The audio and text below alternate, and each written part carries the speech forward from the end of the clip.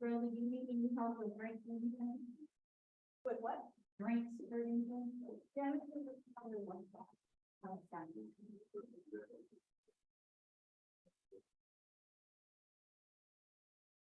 How to get this, The controls are over here. The controls are right here. yeah, I tried to push it, but it didn't. Didn't work. I need it.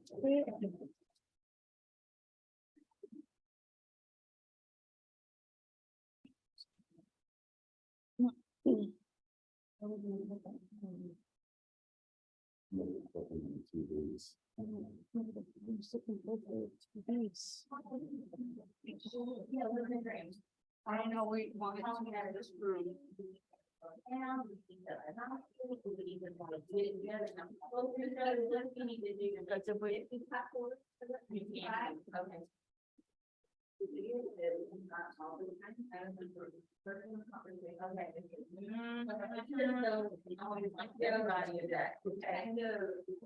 Okay. I sometimes it's not here.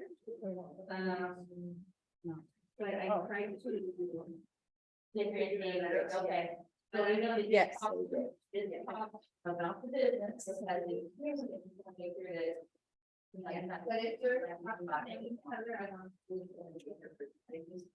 And we want to open people.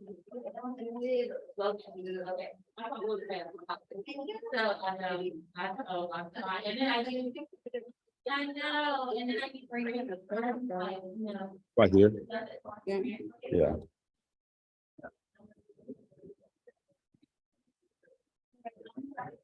So we go to video. Wondering if I could fit it. Okay. Okay.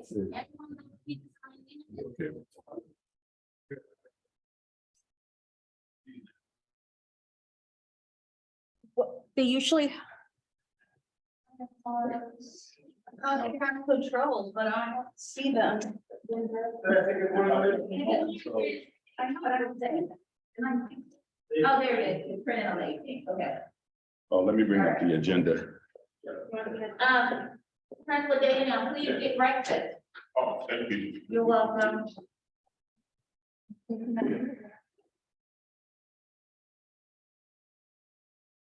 You probably printed it, you want it. Thank you. And for everybody's knowledge, the bathrooms apparently are directly behind me in this little room.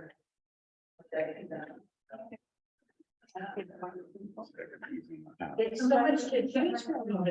Sit wherever you want. So, well, Dr. Hart, are we putting staff here too, or are we doing another table for staff? Or put staff? I'm gonna let the staff probably sit up here, so I probably bring this table Bring out, the table back. bring this out, or maybe off to the side. Are you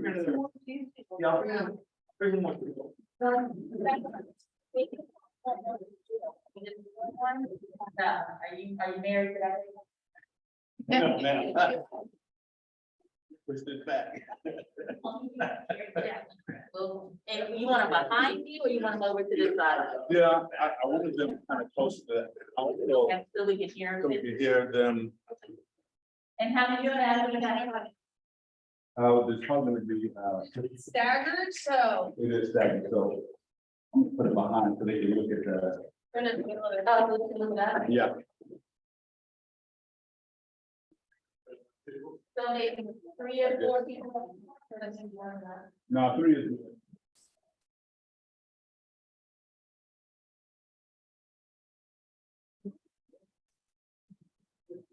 So maybe if we could put the owl over here, then, On that table? yeah, and I can scoot down a little bit.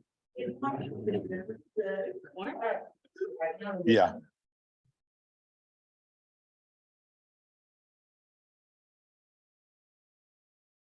Right? Yeah.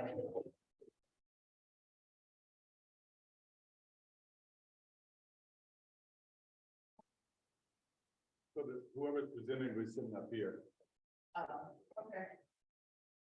just so they can be close to the owl. So we could- Absolutely not. I know my kid at, I never do anything else. yeah, Sarah. was doing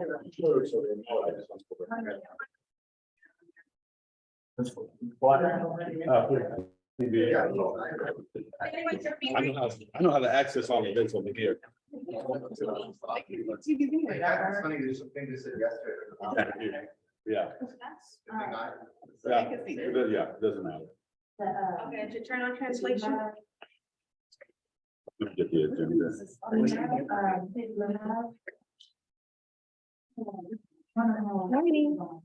What's it, the 19th? We have Moby.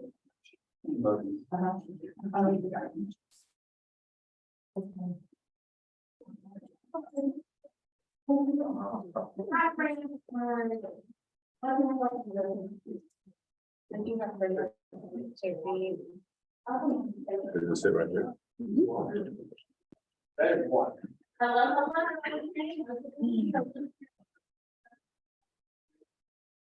And if you something to eat.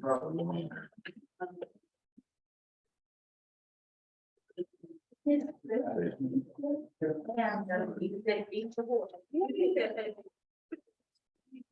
There's those little sandwiches are very well. One of them is, I don't know, vegetarian, one Thursday, one. Okay. I don't know the difference in my family. There's no one we want to see. That's here. Let's keep that one there. Maybe they'll really- you need a-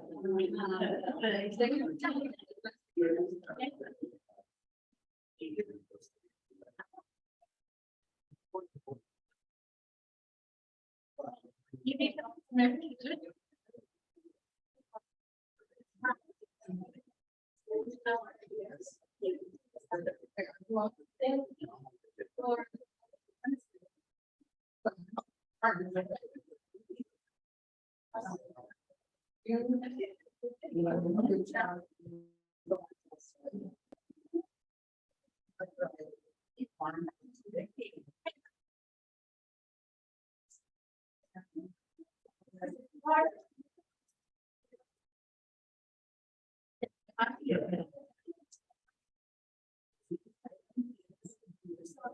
Yes.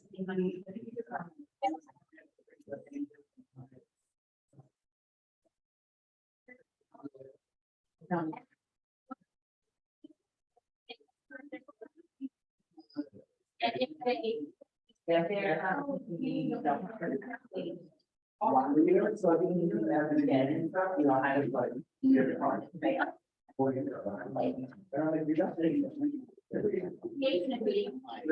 without carbon, like, it's really about carbon. Yeah. I don't know how to look this whole thing over. Oh, yeah. That means everything else. Yeah, we're gonna keep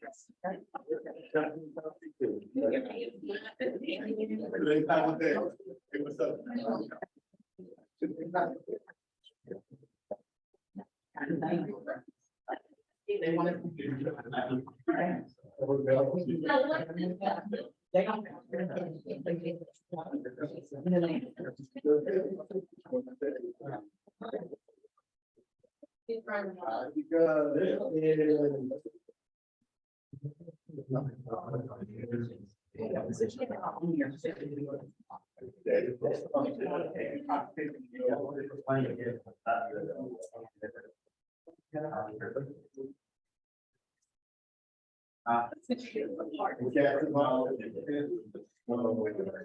So that's for most.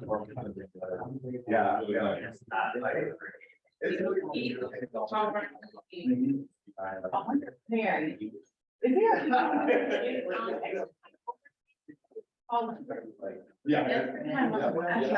Extra time, overtime. I know it's not a full time, but until 5. Extra time, overtime. Which depends on if it's, classified or fairly, no, it could be a 1, 2, or 3. What?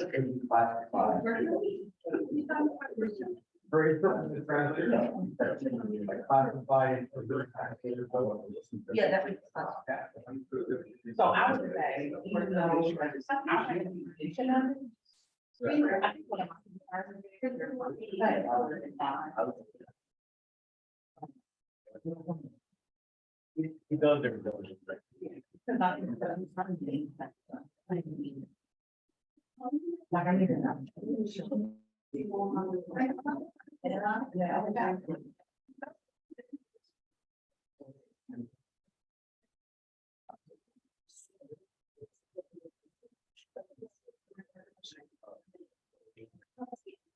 There is, I think Miss, Karen is in the waiting room. She's supposed to be here for 10. And Johnny, Ms. Vaughn is supposed to be here on Zoom too. Do you see them, Ms. Explaining it to the mayor. There's one of the message out there that we did at the start. Who left that message? It's on the, Oh, that must be, that may be her texting me too now. Ms. Karen, Are you here? we don't have to wrap it, or you need it.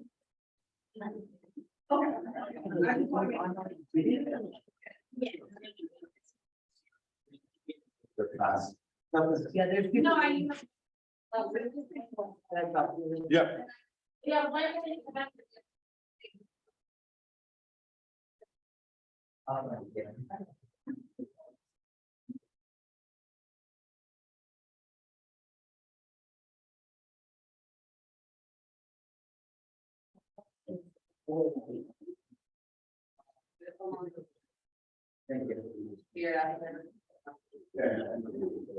Yeah, I think they would be fine.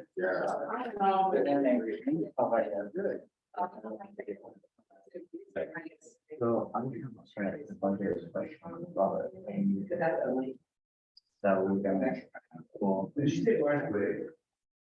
I know, I saw it. You know, I joined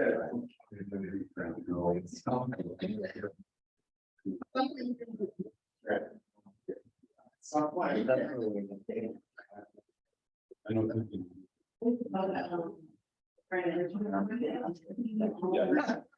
So I'm just gonna start inputting numbers. All right. I mean, that's a long drive.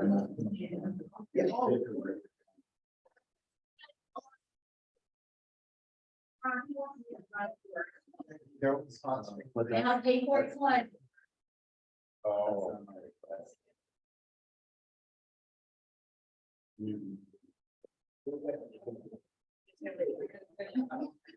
Oh, yeah, Richie and his husband, Sean.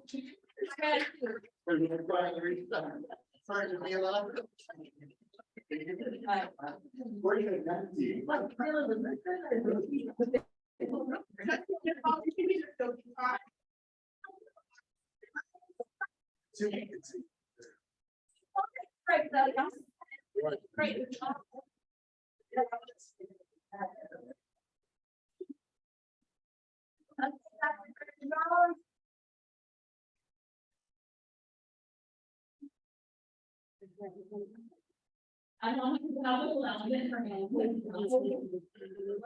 Okay, Dr. Hurst, are we still in practice session? No, we're ready, ma'am. Okay, let's go ahead and start. Just let me know if we're live. Okay, she's on that. Okay. How about on?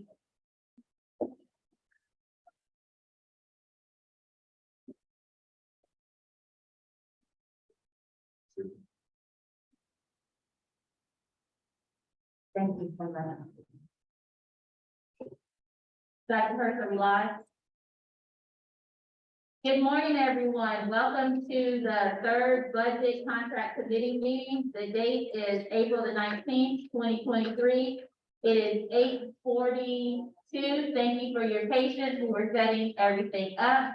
We are at Alvarado Adult School.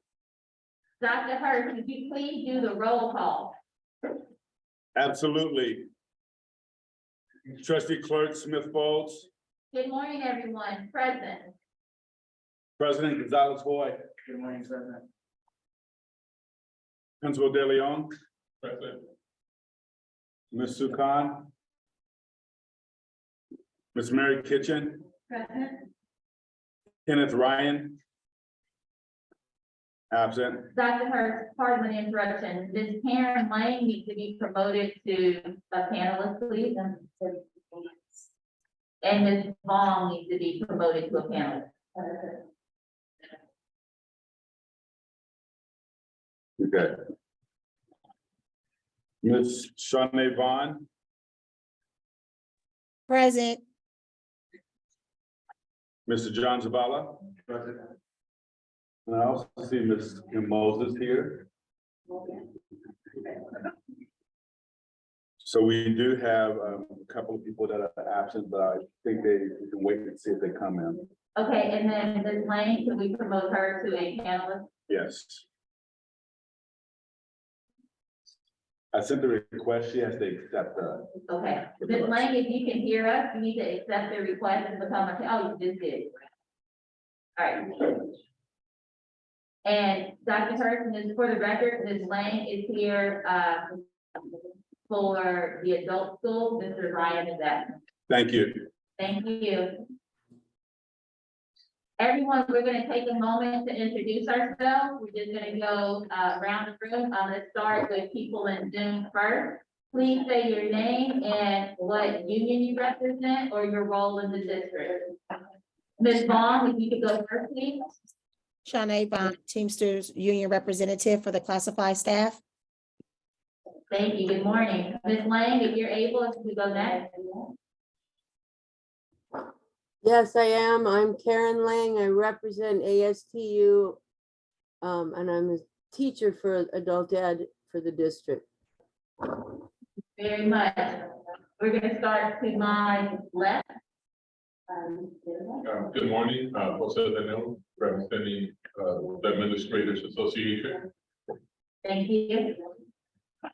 Kim Moses, also representing WCPA. Good morning, everyone. The president of the board, Commissioner Gonzalez White. Is the public able to hear? Are you on mute? I'm assuming they're gonna hear us from the app. From the app. They can hear it from over there. Let me Ms. just, Vaughn, can I can you just hear check? Ms. Shanae, can you hear us? I can, yes.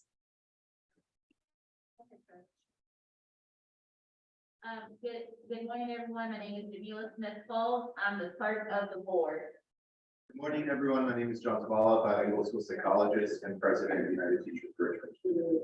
Good morning, everyone. Mary Kitchen, representing IFE Local 29 SFA.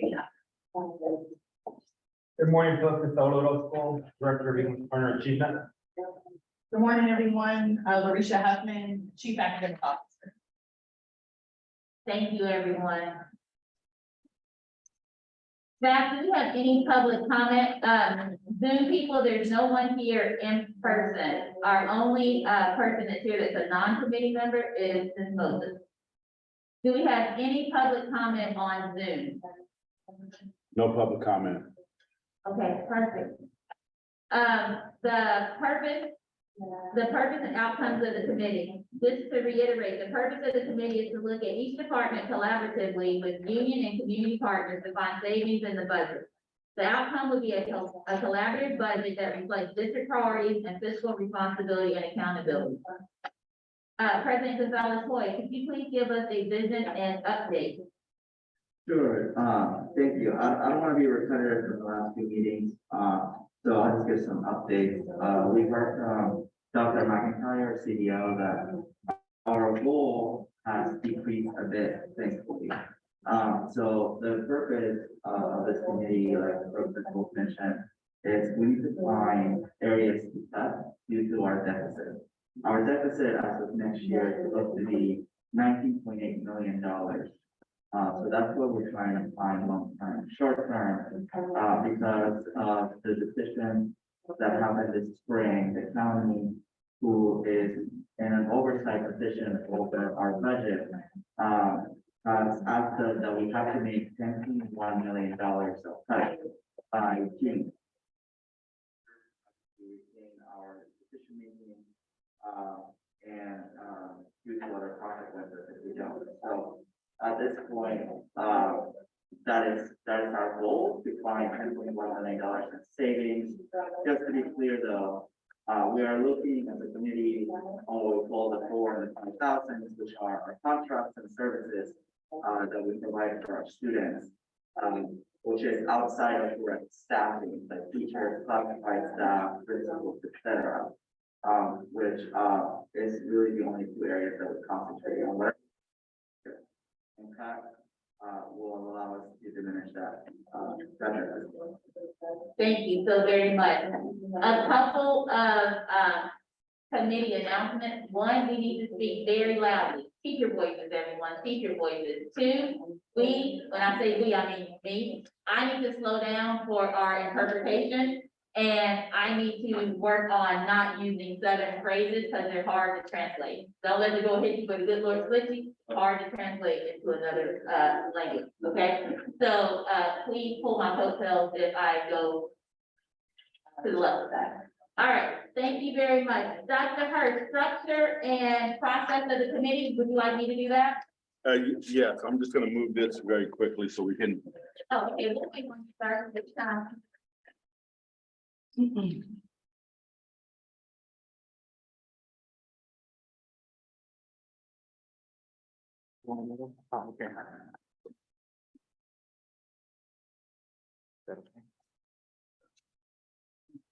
While we're waiting, I want to say thank you to Ms. Genesis, Ms. Rosa, and Ms. Espinoza. Thank you for always being here and coming. We really appreciate it. Thank you very, very much. Oh, that's fine.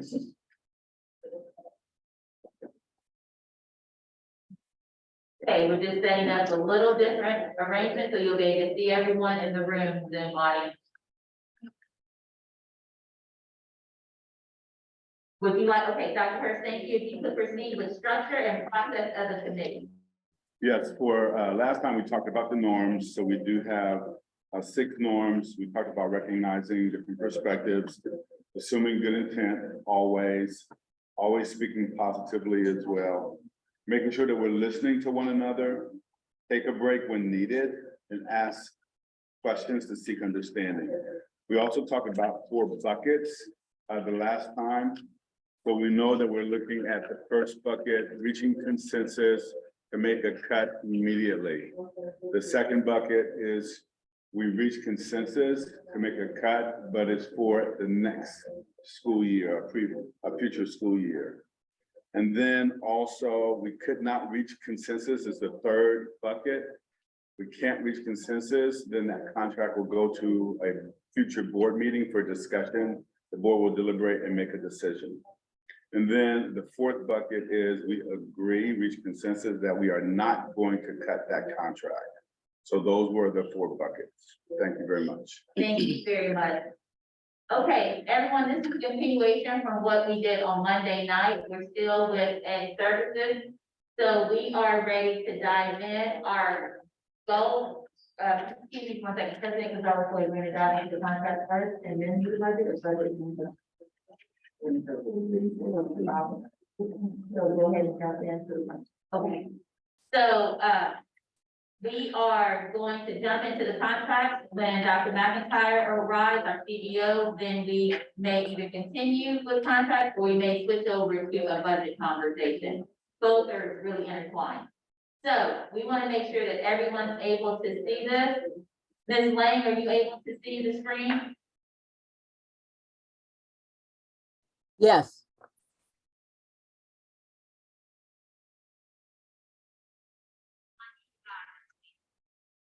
Good afternoon, good morning, everyone.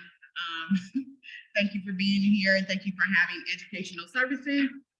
This morning, you're going to hear from 3 different departments within the Ed Services Division. We have our English Learner Department presenting today, Curriculum and Instruction and Assessment. And we also have College and Career and VAPA today as well. So this morning, I'm going to introduce Director Isau Orozco, who is going to go through line items for our English Learner Department.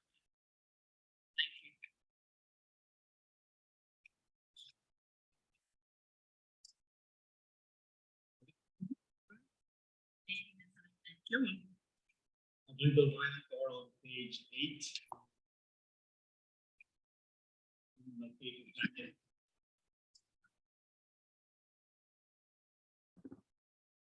And then, can you see the little fair train, are we on the right? We right there, if you down. That is, That's correct. Thank you so very much. first item.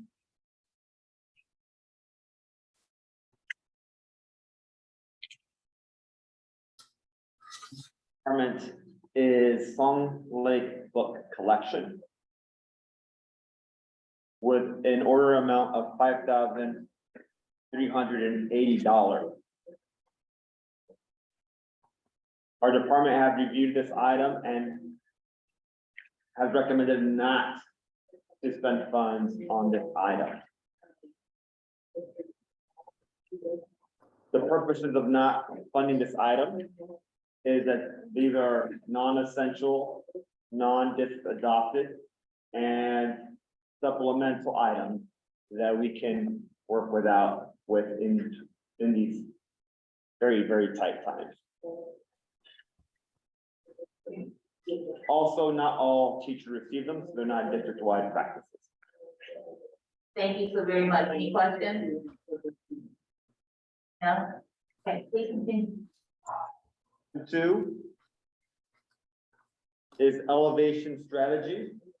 Elevation is currently our English learner data base. That means it covers and provides services for all English learners and all teachers who have English learners, which is most of our district. It allows us to compare and contrast English learner data to English only data and provide strategies to support those students depending on their language domain needs.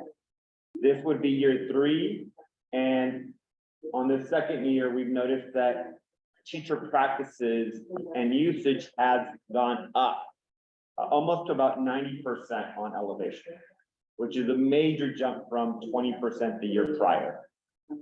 The cost is $78,000. These funds currently are coming from Title III.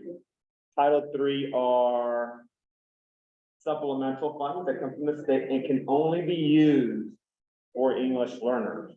Hence, this is really an English learner database. We recommend this to stay. It was actually our #1 priority for it to return because it provides district-wide support. And it also comes and can be used using Title III funds. So it would not affect the district budget. Any questions? Go ahead, sir. Thank you, first and foremost. Director, so what has been the feedback from teachers on this? So there's been a COP elevation, COP, all 28 teachers involved. Community of practice, thank you very much. Not police officer cops, COP. Community of practice. Within that CP, the survey, all teachers participating, these are our teacher leaders who have gone through modules focused on EL data, have recommended it to return and to expand within the school sites. Another question? Yeah, this one's for President Zavala. What has been your feedback that you're getting from the union side? I haven't gotten any feedback on this, but I wanted to ask, so that's my question, I have a follow-up question. Do you have another question? President Gonzalez, okay, go ahead. Is this specifically geared towards, when I'm thinking of EL data and English language learners, I'm thinking about especially early learners, right? Because that's where we do a lot of sort of, yes, you can have a high school student who is learning English as well, but a lot of this is probably elementary, is my guess. Is there a specific breakdown of sort of what percentages affects elementary versus secondary? Sorry, that's deep. Effects, I would say, like, so all English learners are in this database. There are more elementary English learners in our districts. If we decided to cut portions of this, it would affect more elementary English learners because there are more of them in our district.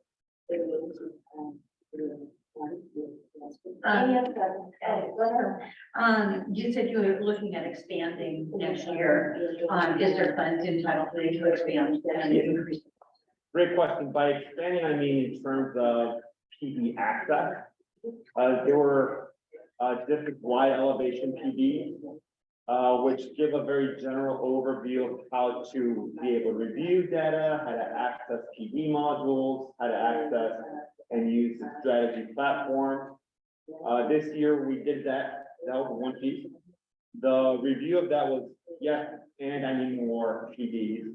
But within the COP, the communities of practice, which was a lot more in-depth, that's where we saw the biggest effect. We're having to increase our community of practice numbers.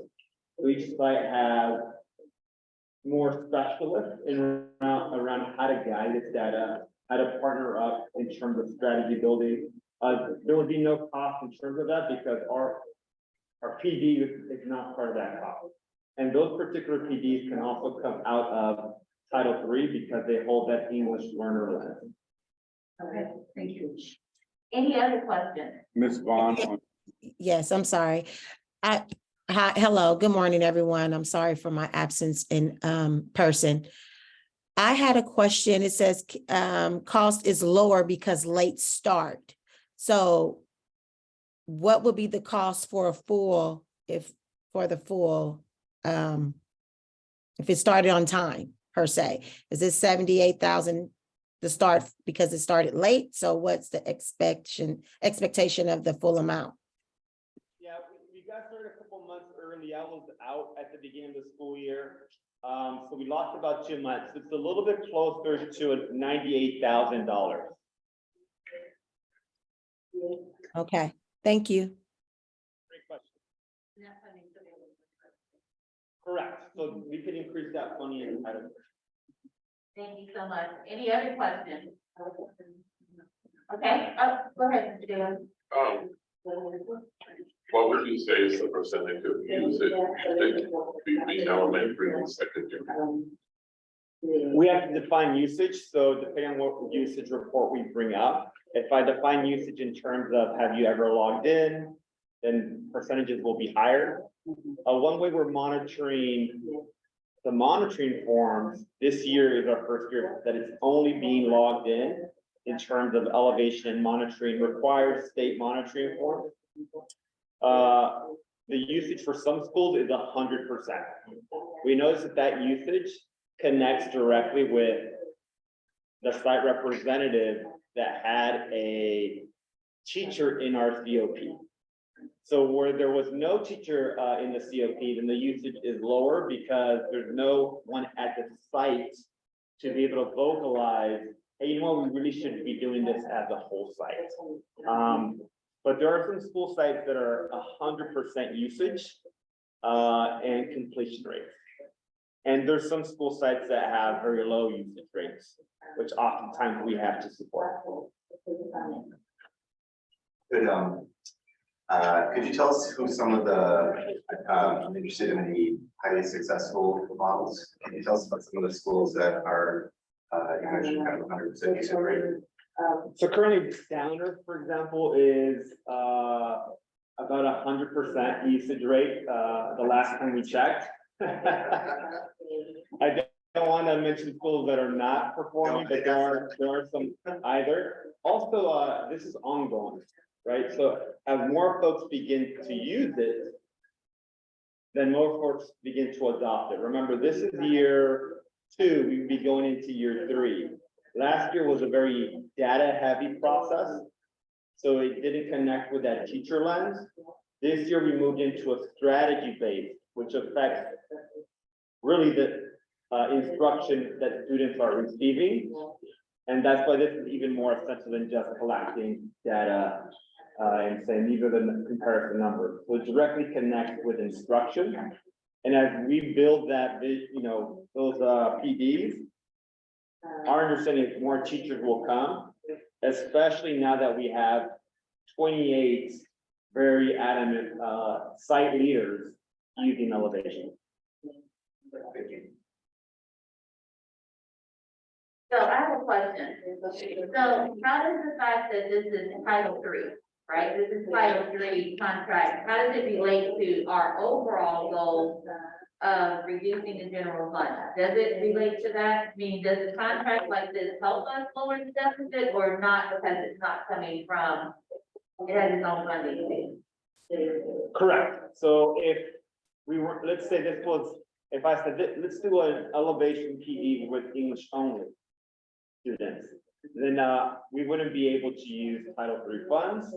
However, of course, if you're attending a PD for English learners, and as a teacher, you're making those connections to your English only students, then that's how we're stretching that dollar for the entire district. So, and I would like to say this is kind of in the venue of that's for what funds, very specific, and it doesn't help the conversation we're having. Okay, so is that, okay, The only ones that help the conversation we're having are the funding sources that are 0670 or 0000. all right, so let's do this. So we can make our time a little bit more efficient and, committee, tell me what you think of that, about this, or this out here.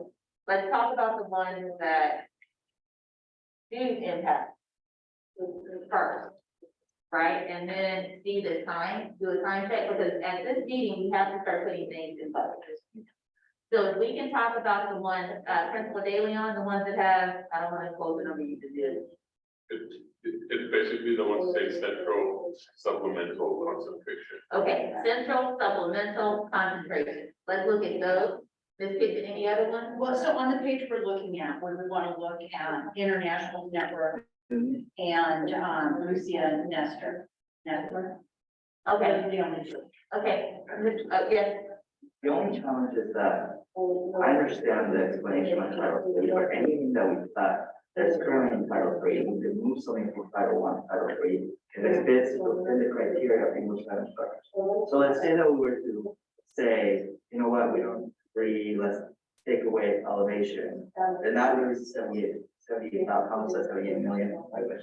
78,000 that could be utilized for something else with paying out of Title I.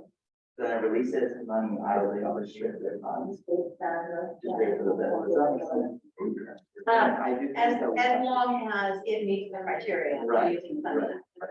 Which kind of goes into what Dr. Manzano was saying about taking money from the unrestricted, putting it into restricted within the criteria.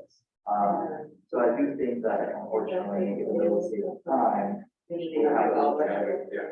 Okay, do we have an agreement to look at everything? You want to look at everything or just the zero, zero, blah, blah, blah? I agree with Mr. Board. Do you agree? Yes. Great, do you agree? Great, keep going. Yeah, and just to Repeat add- what I just said a minute ago. and just to add on Title III, yes, we have the English learner, that's like the biggest criteria. And then it must not supplant, it must be supplemental. If it's not happening in our district funds, then it can't be something additional. So it really has to be building on top of our current district funds. Must not supplant, but be supplemental. Correct. Okay, very good. Okay, we're ready. Any are we ready to move on or is this, yeah? I believe we're ready to move to the next.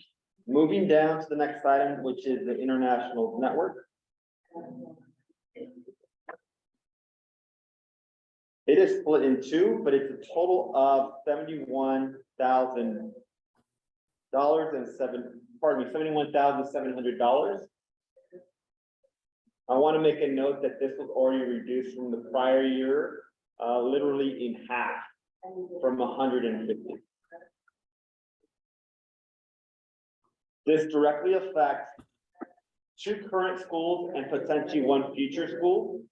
The two schools that have partnership with the International Network, which is a newcomer program, which establishes a partnership with our district and the school with a newcomer model, which I can describe in a little bit. And the third school is John F. Kennedy. So what are all three schools? Helms, Richmond High School, and our plan is to incorporate John F. Kennedy, the third high school. But right now, it's just those two. Right now, it's just those two, even though John F. Kennedy has met with the International Network and has gotten the thumbs up to continue that partnership on a contract level. So no services conversation. Any questions? So adding Kennedy will add how much to the cost? No cost, correct. Any other questions? Yeah, hold on one second, John. I just want to capture what I think I heard you say. So please correct me. This is a contracted service that provides consultation for these three schools, or two schools mentioned, plus the possibility of Kennedy with regards to the establishment of newcomer models. Is that correct? Yeah, I think I need to go actually more into detail. So our recommendation is we do bring the international network back. The reason why this contract is a little more complicated is because it does tie into an MOU that affects additional model structures. By model structures, I mean, within that MOU, depending on a school schedule, all non-eighth period schools have to have some type of additional collaboration for this newcomer planning process. And that's not demonstrated here in this particular contract. So this contract provides the services to provide support for that model. Within the contract, there's what additional items do you need the MOU? Beyond that MOU, do you need any additional items? The answer then would be no. We don't need any additional items beyond the MOU, of course. One example is JFK has an 8-year day, so we don't need an additional FT support in terms of collaboration time. Both Helms and Richmond don't have 8-year days, it's 7 and 6. So they would need to incorporate an in-school additional collaboration day for their newcomer teachers to plan newcomer lessons that are contingent throughout all the course day.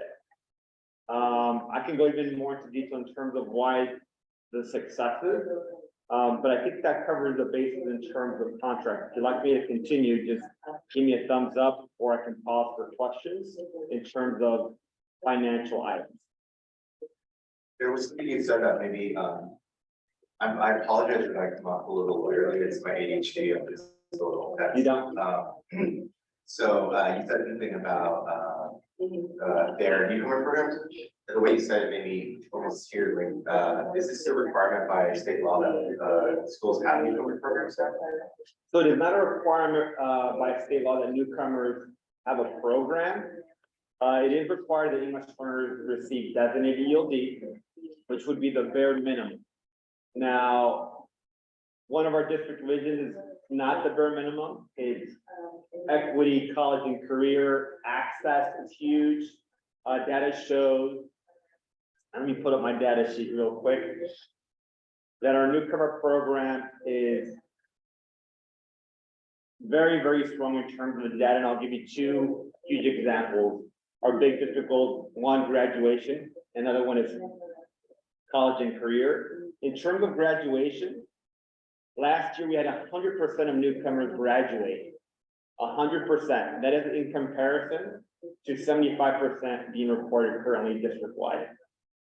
This year, we're on track to graduate 92% in terms of that support system. That is huge. Now, we're talking about students that are coming in with no English and are being able to meet that district-wide goal.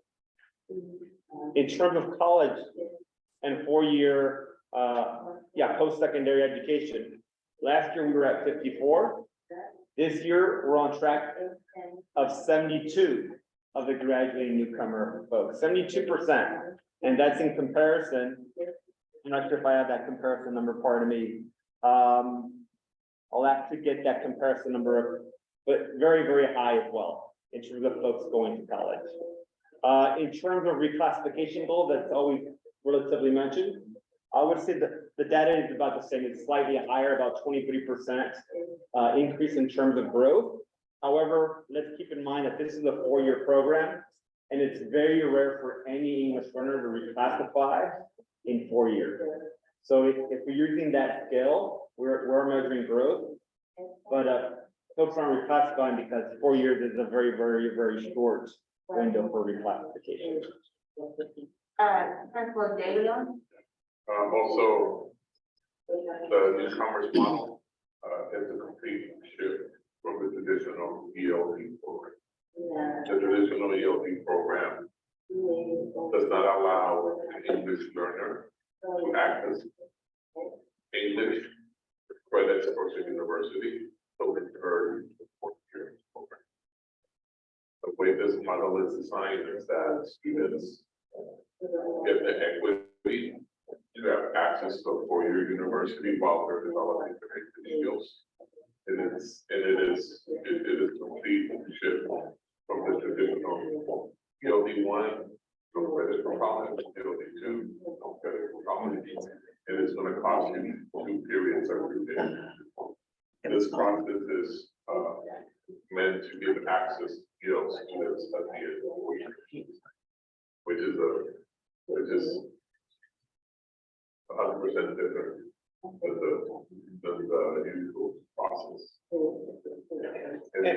And to touch base a little bit about, now we're discussing A through G. What this newcomer program does is it allows level 1s and 2s English learners to access English A through G credit on their first year.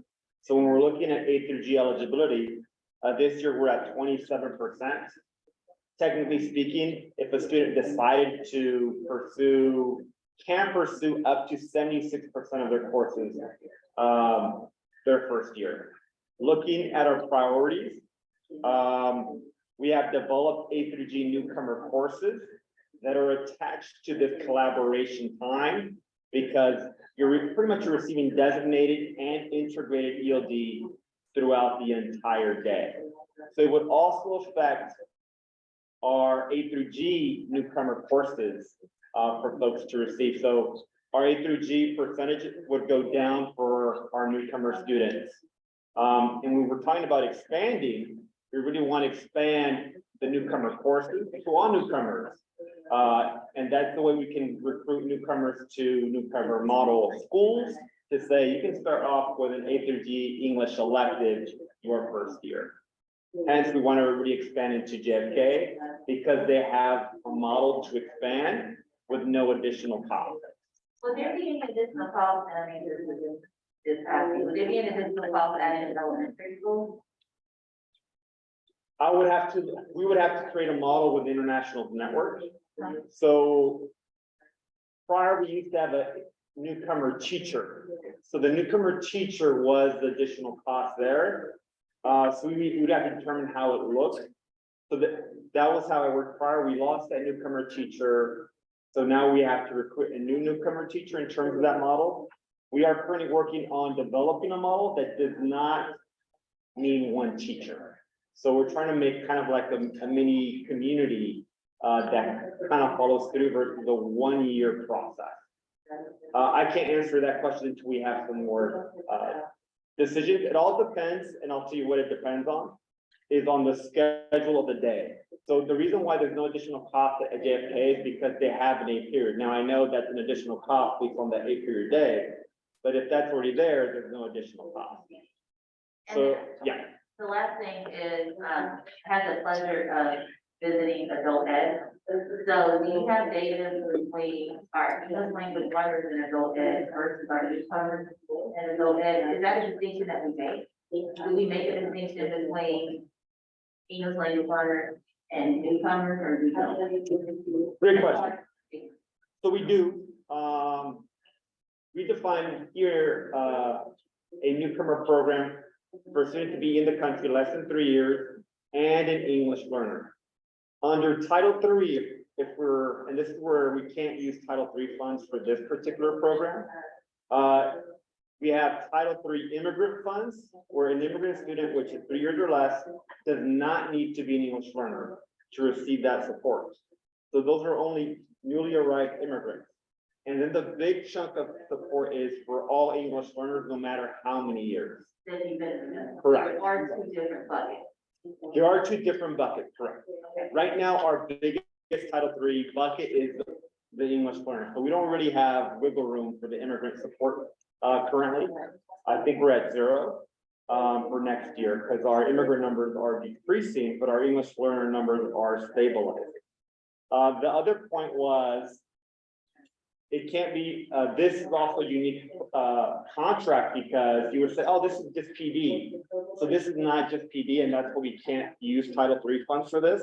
This directly affects FTE, and we're now supplanting instead of it being supplemental. So that's where it's kind of like a very gray area. We received the finding 2 years ago, and that's what we're not saying, let's use Title III funds for this. PD that occurs after school can be used for this, but not collaboration time and that additional FT during the school day. And we're reporting what happened because we tried that already and there was a finding. Okay, Oh, John, you got another question? No, I was just gonna share that I work at Grant, which is a school that has a teacher, but they have the highest percentage of students in the district. And I can share that, but that's not pertinent to this contract. I will let you know. Okay, so let's move on to the next one. This is a great conversation and it's one that Dr. Hurst, we need to have at a, something to where we can have a real in-depth conversation with the board with this. Each of all would love for you to come back and let us really dive in deep to this conversation so we can make sure that we're providing the services, programs, and policies that we need for our students. Okay, Mr. Ethel, would you keep going? Next item is GLAD. GLAD training is a language acquisition PD service program. This year, we decided to provide the option for folks to do online PD services. We had mixed reviews, considering that our office did not support with that GLAD training directly, and it was only through the GLAD on-service provider. And for that reason, we're moving away from that GLAD training, and we're moving more into central office PD planning using GLAD strategies, not so much the GLAD on-service platform. You are cutting that contract. We are cutting that contract.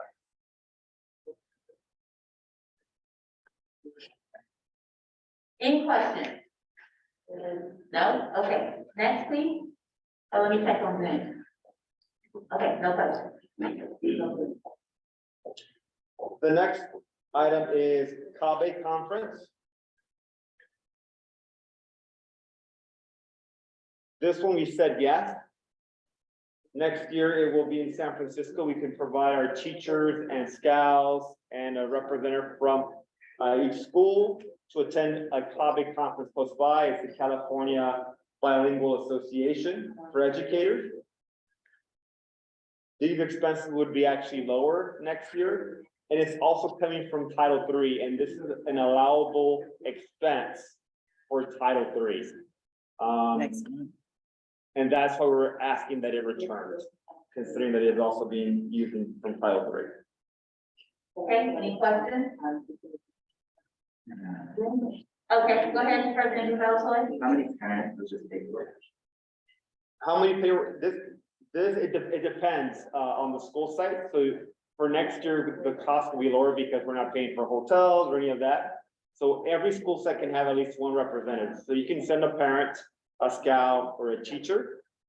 This year, only the MDAC co-chaired went because it's very expensive to send folks to Long Beach. So we decided not to provide that space to school sites. Considering that it won't be in Long Beach, it'll just be around across the bay. That's our strategic plan for next year. Thank you. Any other questions? I just have a comment. CABE is a really big conference that a lot of people go to, and some schools send fund and send their own people. So that's just something for the board to know, that some schools do send their own, how they using whatever money they have available. I see one school that, used LCAP to send.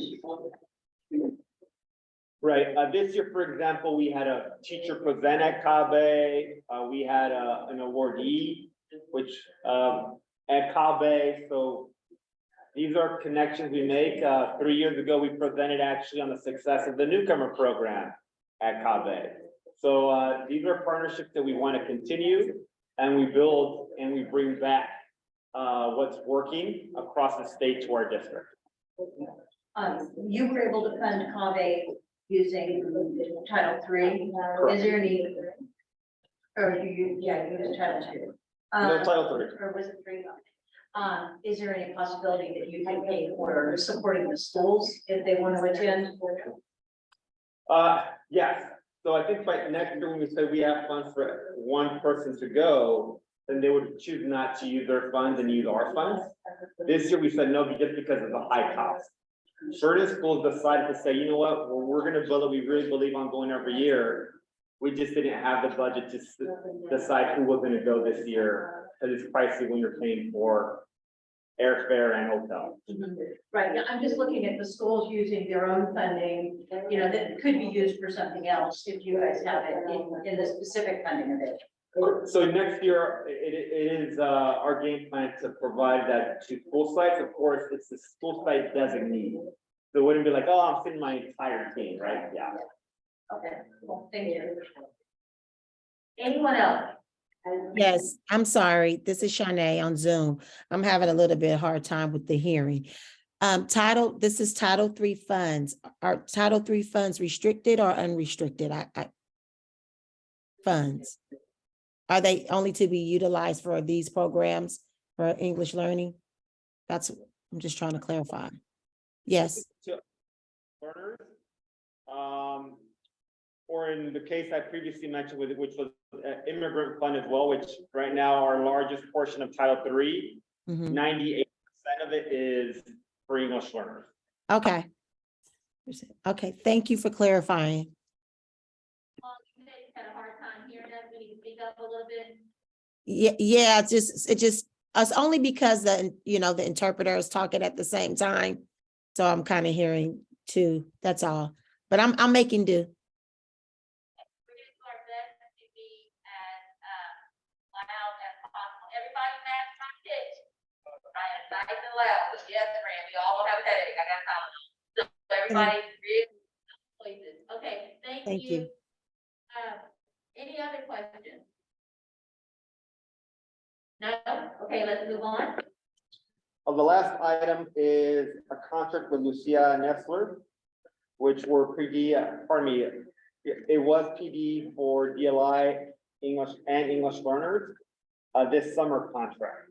It was actually a previous contract, prior to my, directorship, and it is not coming back, again. So that's the recommendation, that it does not come back. We're looking into other venues in terms of providing PD support.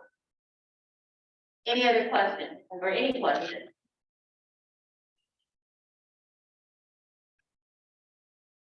No? Hey, Mr. Isol, is that all of yours? You have some on the next page. I believe these are all. I do just want to mention that our office was really looked and prioritized on what we wanted to keep and how we can really expand our dollars. I know it was mentioned if anything can be moved to Title III. We are very open to look at how things can work into Title III funds and how to continue programs that we cannot pay out of Title III funds to support the priorities of our district and the understanding of our newcomer English learner and immigrant students as well. Any questions? I have a question. Will you please define for me, I think you already did it, but I just need it one more time. Title III is specifically for, English learners, that's it. Those are the funds we have. So if I looked it up, it would be English learners and immigrant students, 3 years or less. That's the separate fund, because we don't have that over there, so we're using our Title III fund for English learners. Correct. Kind of covers the two, right? Okay, perfect. Any other questions? No? Okay, thank you, Mr. Isao. Ms. Huffman, who's next? Next up, we have Miss Elizabeth Henry and Gabriel Chilcott. I need to text him, tell him to come down. Okay. We have been requested to take there's been a request to take a 5-minute break. I concur. So Dr. Hurst, if you will please throw up the little timer that says we'll be back at 9:35. I'm gonna give us 2 minutes. 2 extra minutes, so we're taking 7 minutes. All right. Thank you, everyone. We will be back. Ms. Lang and Ms. Vaughn will be back at 9:35. Thank you. Thank you, everyone. Yes. I'm gonna put that up real quick.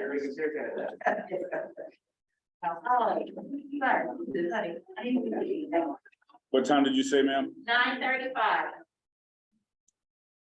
You did see your consider Canada. You just plug that, sir. Yes. Everyone, while we take a break, feel free to get something to eat. Oh, keep eating, friends. And I have Tylenol. I really enjoy it. We're gonna go outside. Okay.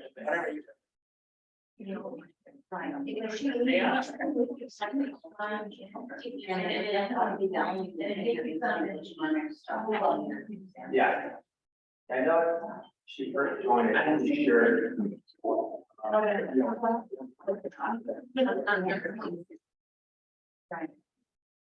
Yes, for fun.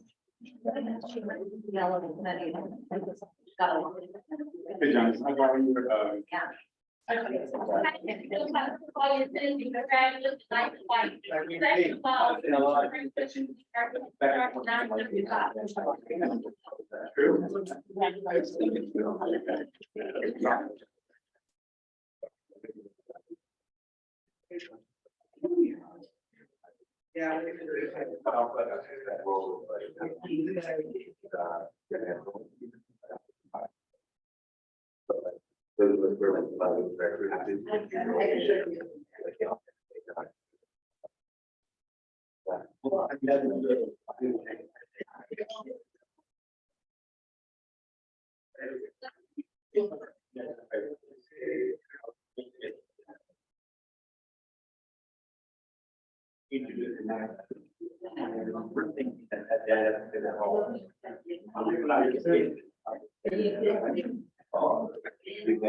Yeah. Well, yeah, I mean, it's become more consistent data. Right, and even keep more, right? Right now, oh, yeah, the state has law that they call it a catchment, like, oh, we will. Oh, yeah. So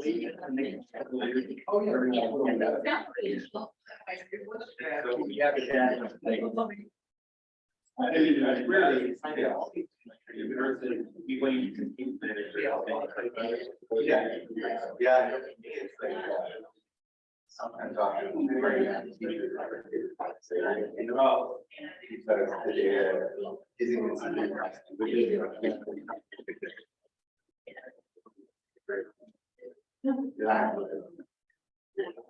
yeah, that's so hard.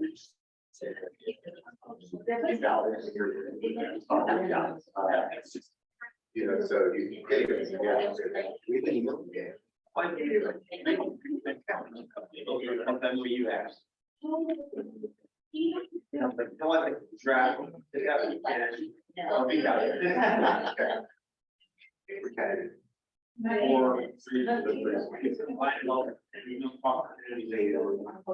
So you were second. I was second. I could tell. Mostly talking. That's how I am. It's hard to talk about. It's like, I don't.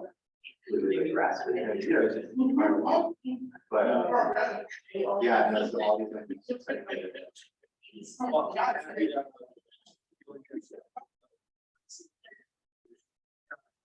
Yeah,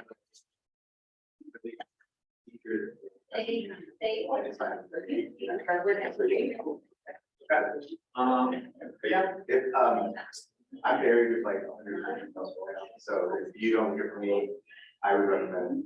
Yeah, so it's I did an open email during the break, so now it's perfectly. I know, I have. Yeah. I read it and then. Right? My favorite people, Tracy Logan, just send me some tough email, just you say reminder. But say, you understand this one. And there's only gonna be more than. Yeah. All right, well, thanks. Pleasure.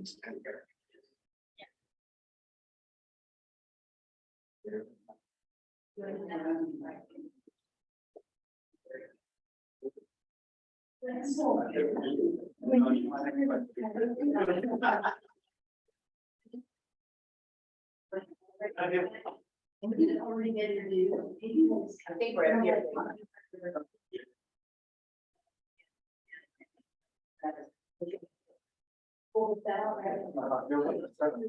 Yeah, I mean, really, very hard. I'm scared.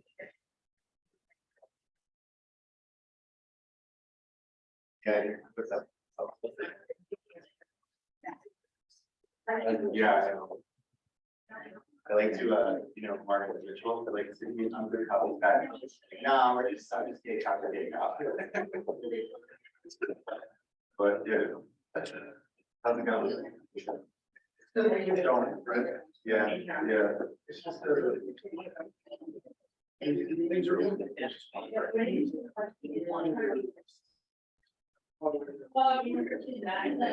I didn't, really. Like, what's going on, like. Conversation. Sort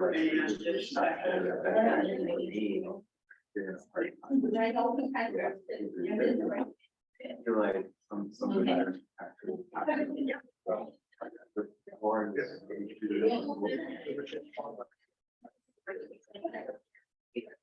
Yeah, and I just wanted to exactly say about, a little bit about it, but not.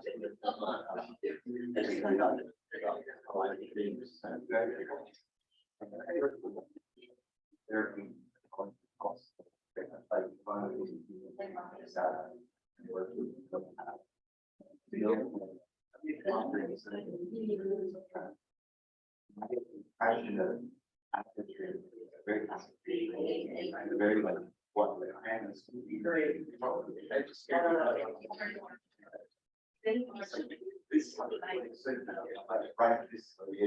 You're thinking that way.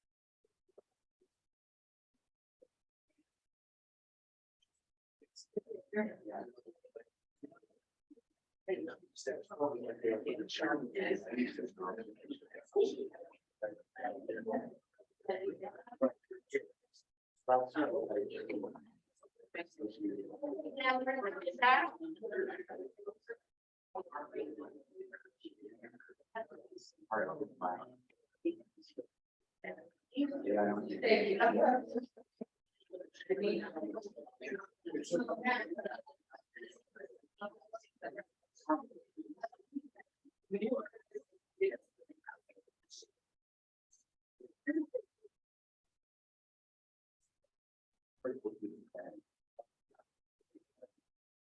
We should have one. We should have.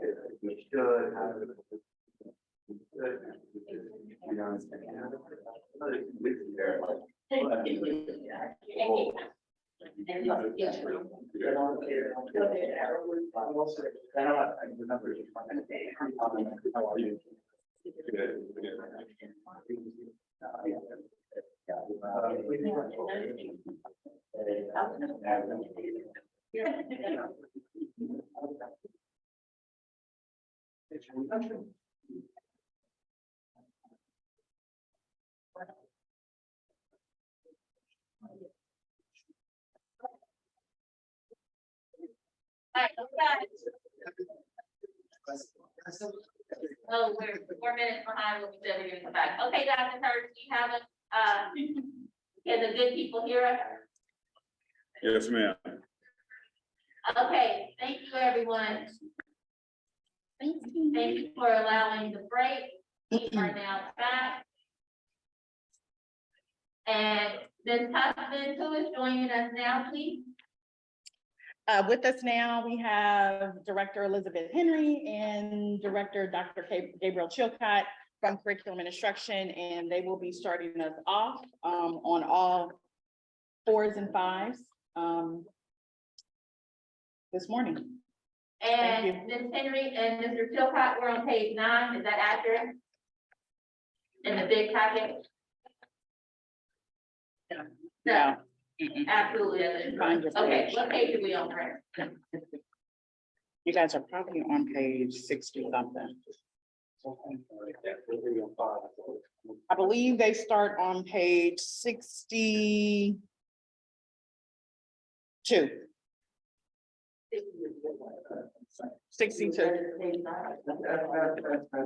All right, everyone in the room, we're on page 62, Here is this. and let's make sure that Curriculum and our, Instruction, CIA. probably not part of PowerPoint, but make sure our little spreadsheet matches it up here. See? Start One with this second. one. Thank you. Okay, I think we're all matched up. Go for it. Good morning, everyone. Good morning. So the first 2 items listed here are one-time purchases that will not be repeated next year. And these were purchases for revised units of study, curriculum for all K through 3rd classrooms. There was also some translated anchor charts into Spanish that was purchased there, so that won't be repeated. Thank you. Any questions? Yes, sir. So this was purchased, good morning. This was purchased out of what, I'm sorry, I can't speak up because I lost my voice. I tried. No worries. really hard. Try to sleep in more. So this came out of, one-time funds. Correct. So not continuing doesn't really mean not saving. Just make sure. Okay, thank you. Any other questions?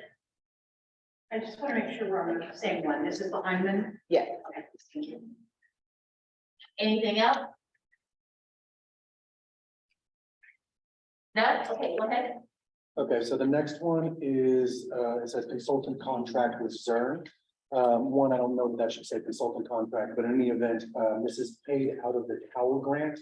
Initially, it was not going to be part of the Cal grant, it was in an LCAP budget. But Cal is working with us to purchase Zern for all elementary schools across the district, as well as focus coaching on some of our South Richmond schools of highest need in order to implement the Zern math intervention. So you're working on a Zern district contract for all schools? Yeah, the Zern platform is available for all schools, and then there's priority coaching to specific schools.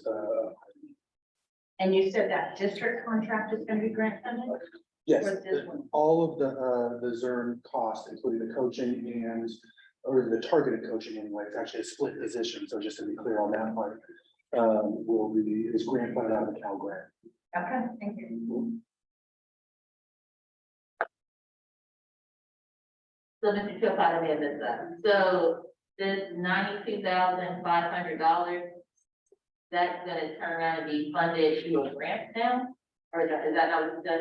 Yes, it was this year, so It was this it would have showed that it wasn't initially because it was gonna be an LCAP. but it should have been rejournaled to Cal, and was. And for next year will be, in Cal from jump. So it will be at zero cost and should end up being a savings because initially it was budgeted into LCAP. Okay, we got to go down with that. Okay, so it should be a savings because it was budgeted in LCAP, but now it's gonna be a grant. So now, so that means we have 92,500. Yes. Right, yeah, that's the, ran up the first one we had. Okay, 92,500, great. Okay, so I only have to find 20 more of those and then we'll. Yeah, yeah. Go ahead. You are best friend at this point. We appreciate it. Okay, thank you. Any other questions? No? Okay, go ahead. Okay, so the next three, which are the Fab Lab laser replacement, the Home Depot, KHS construction and the materials and supply. Those were all, one time, for, like it says, the Fab Lab for, construction, which is a pathway in Kennedy. And, the materials and supplies were for Project Lead the Way, which is grant funded. So, but in any event, none of those are recurring, so. Any questions? No? Okay, Go ahead. Classroom, right? TK classroom materials. TK Classroom Materials, those were out of a grant, but those were a one-time purchase for those particular classrooms that were added for this year. So we will have additional costs for next year for the TK classrooms that are added, but again, that will come out of that pre-UPK fund. okay, any questions? Okay, go ahead. Okay, so the next one is Imagine Learning. Oh, this word is complicated. So actually, this is the Edgenuity one, so this one's relatively straight ahead. So this is our credit recovery program. And so all high school, and it actually does extend to middle school, but really this is just about high school that we're talking about. This is our credit recovery program through Edgenuity that's available for all of our high school students. We utilize it for summer school, for our IS program. We're actually expanding that this summer so that all high schools will have that, but that's not an additional cost because the licenses cover all of our high school students already. As well as the A through G grant funds, 0.2s of schools where they utilize Edgenuity for credit recovery at our high school sites. But that cost should be pretty much the same ongoing. It's not really something we can cost because it is, or cut because it is fundamental to our credit recovery systems. You said that was all high schools or? Yeah, it's a license for all of our high school students. There's some crossover in the middle school, but I don't think there's any point in talking about that because it's minimal at best. Any other questions? So you're anticipating continuing that using the same funding? Correct. Well, I don't know what funding will and what we use. That's somewhat outside of my purview, but yes, we'll need to do that. I think, in my opinion, that's fundamental to credit recovery in our district. Okay, Mr. DeLeon? That was the question from Mr. McIntyre or from the supplement. Is there another place that funds is on for that program?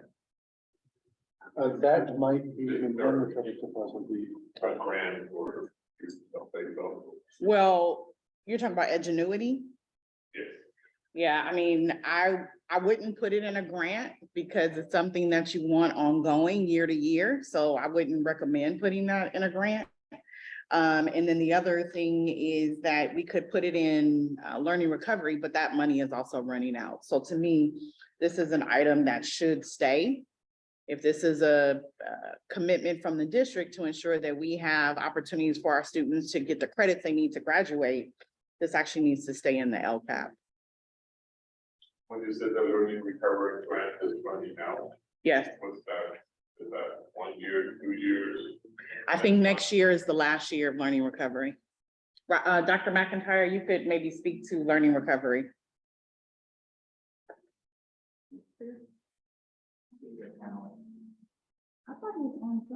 He's there. Oh, okay. You want to promote him? He's not there anymore. Oh, okay, never mind. Okay, he's not on there. Okay, so, from my I believe I don't want to misquote Dr. McIntyre, but I believe he told me there was $8 million left in learning recovery, and many things will have to go into learning recovery this year, including some of the services and programs from Ed Services. So that's where most of the programs will go for next school year in learning recovery.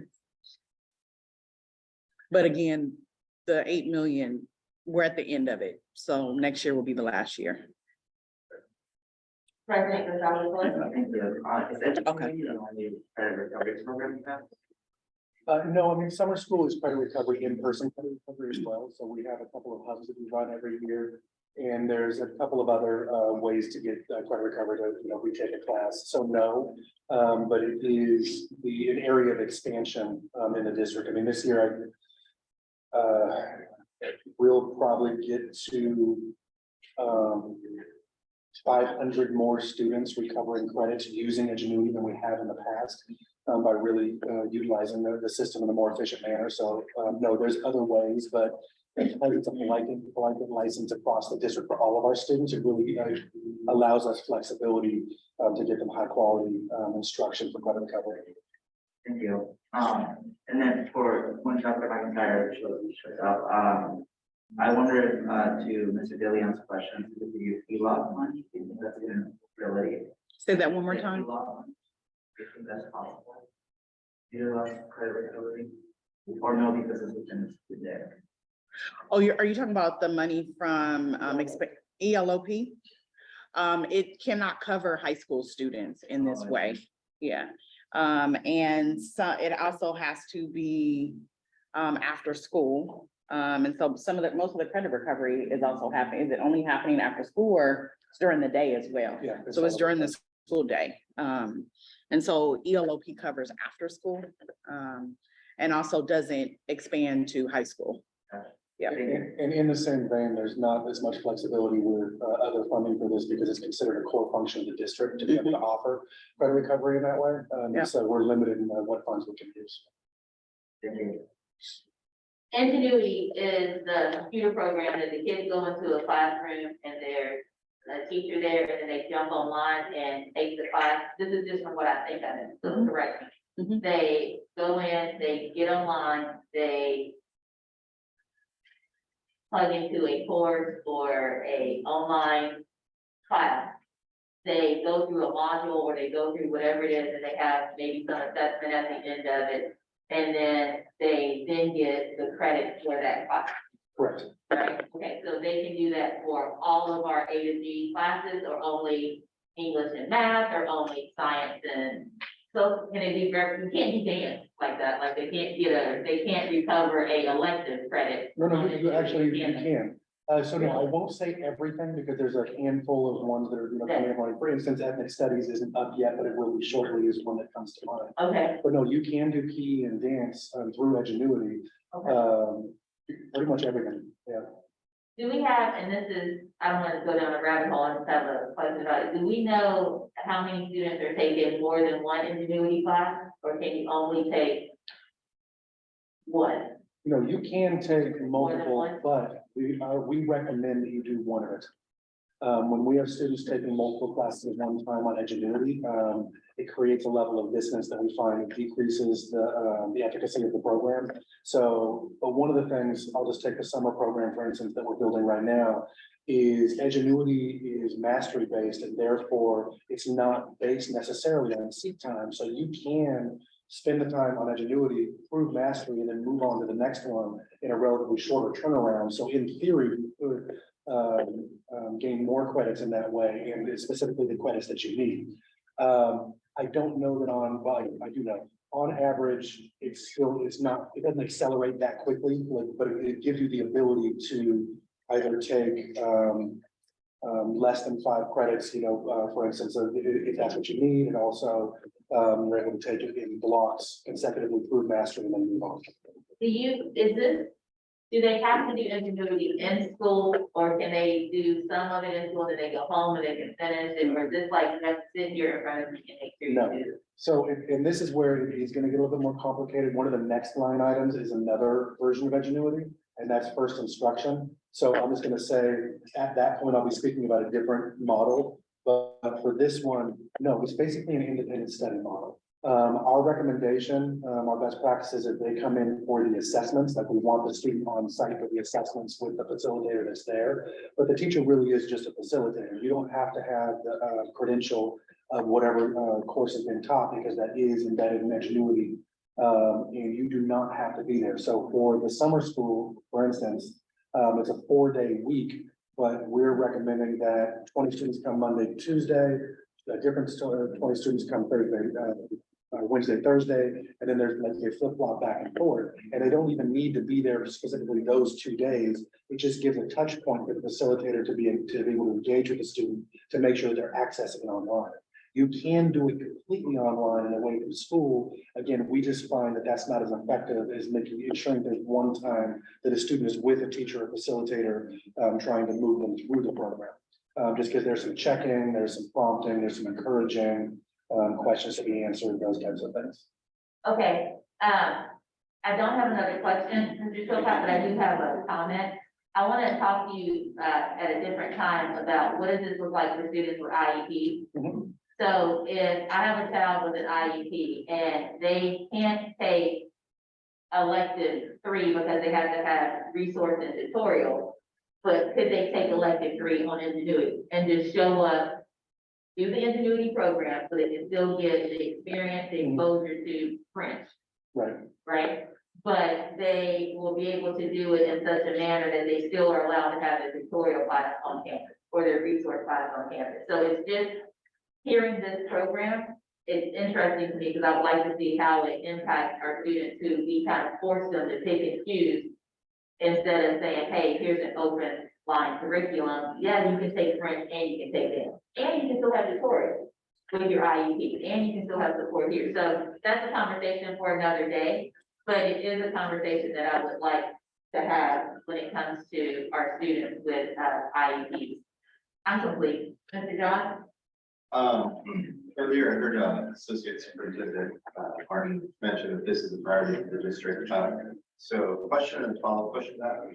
Approximately how long have we been doing Ingenuity, and do we have any, I think the answer is yes, but if you guys have any sort of evidence that it's been successful in helping our kids recover their credits, have we seen growth in the number of students graduating and that we could possibly attribute to this? I'm gonna let Dr. Chilcott answer. Go ahead. So yes, I couldn't give you numbers off the top of my head, but how long have we been doing it? I want to say it's before I took this seat, so I'm not going to give you a specific date, but it's been at least 5 years, if memory serves. And we've had a couple of different versions of, online credit recovery, in the time, while I've been in the district.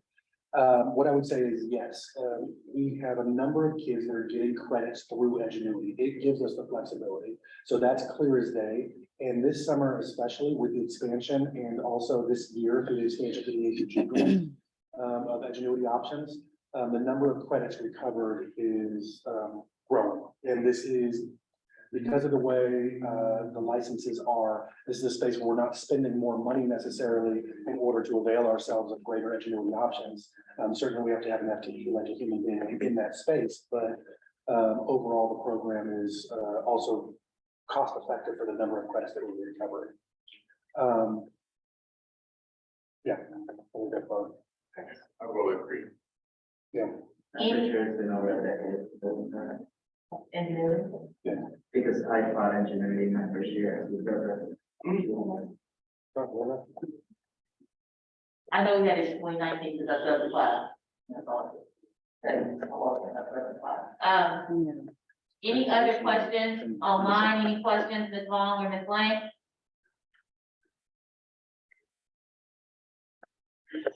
Okay. Thank you, thank you. I have a request. Can you skip Renaissance and do the other Imagine next? The other Imagine that which. This was the, oh, yeah, perfect. So this year, due to us not being able to fill teaching positions, Edgenuity also offers Oh, speak down, excellent. Edgenuity also offers a first instruction option. And this aligns with the previous question as well. So the Edgenuity credit recovery is shrunk down a bit because the student has already taken that course, and we only offer it to students who have taken that course because it's a mastery-based, shorter version of the course. 75% is what we're allowed to bring it down to for taking it again. So this is speaking of the previous one, not this one. The IS is an instructor is provided by Edgenuity. It's all online. It's asynchronous. And due to the fact that we could not fill specific teaching positions, it was the best option for getting a credentialed teacher working with those students that didn't have a teacher. The best option is getting a teacher live in that classroom. So this was a fallback that was filling spaces. I'm not in HR, so I couldn't tell you what the numbers are for where we're headed for the fall. But I would say that it does seem like there is a likelihood of us not being able to fill all positions in the fall again. And therefore, this is something that we should consider at least for the short term.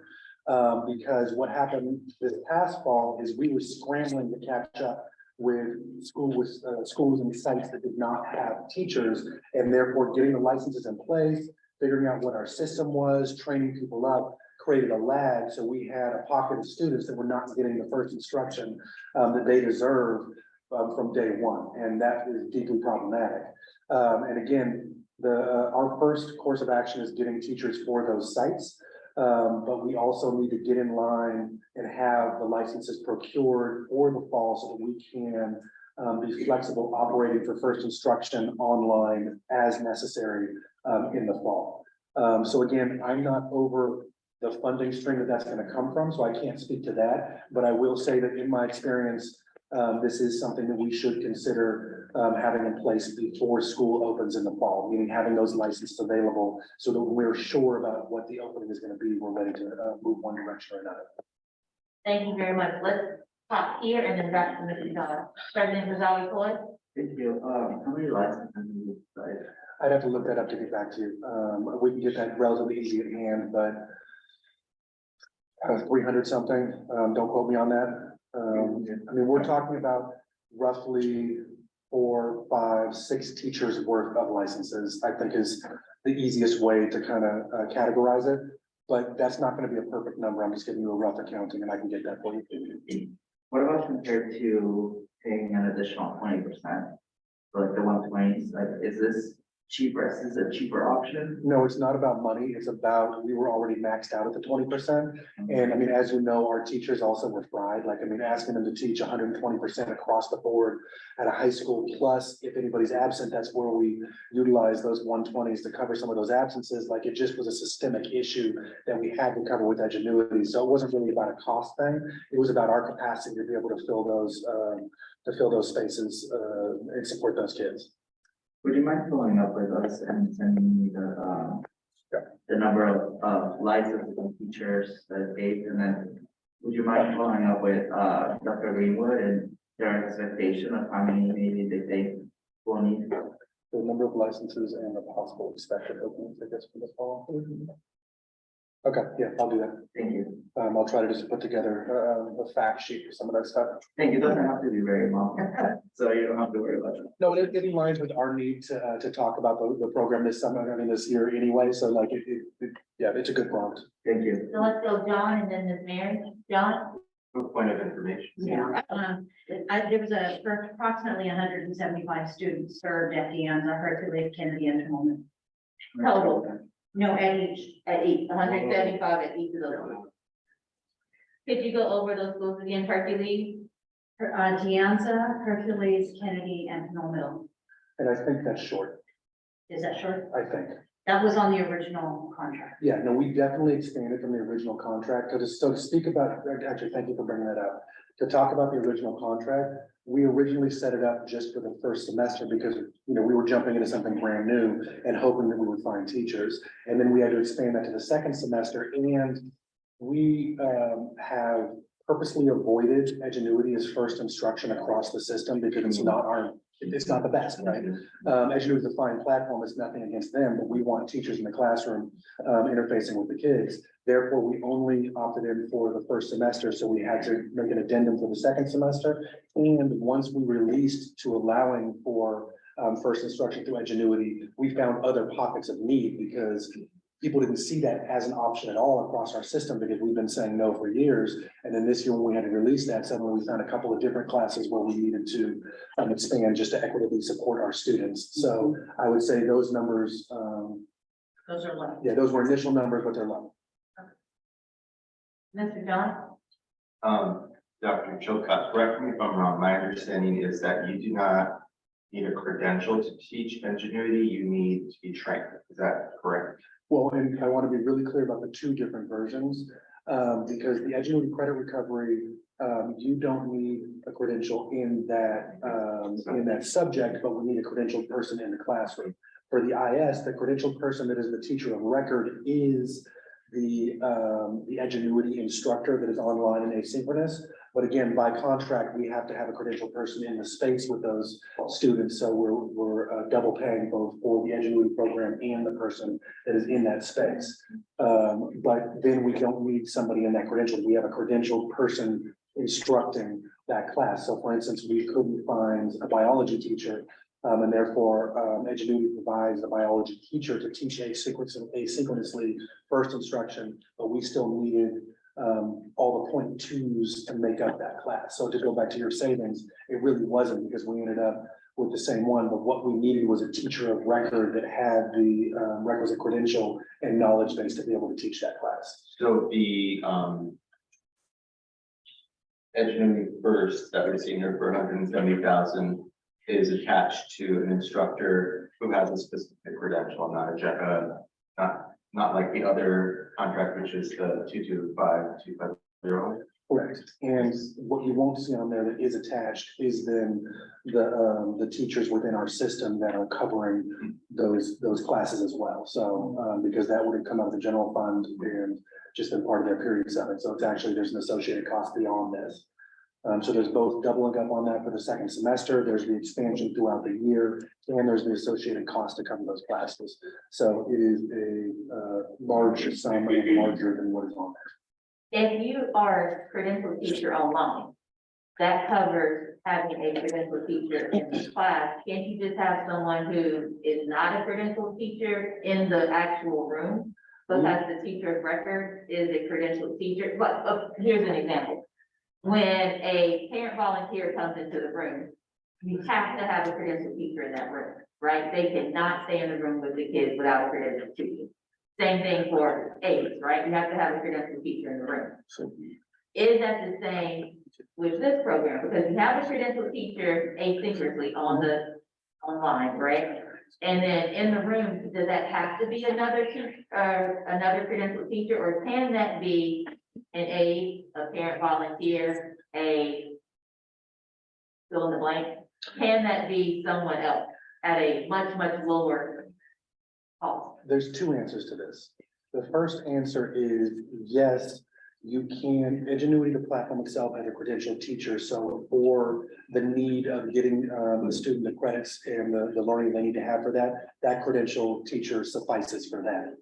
In other districts, they do exactly what you're saying. In this district, is my understanding in the contract, we have to have a credentialed teacher in that space. And therefore, throughout the year, we were putting credentialed teachers and paying for credentialed teachers to be in that space along with the teacher of record through Edgenuity.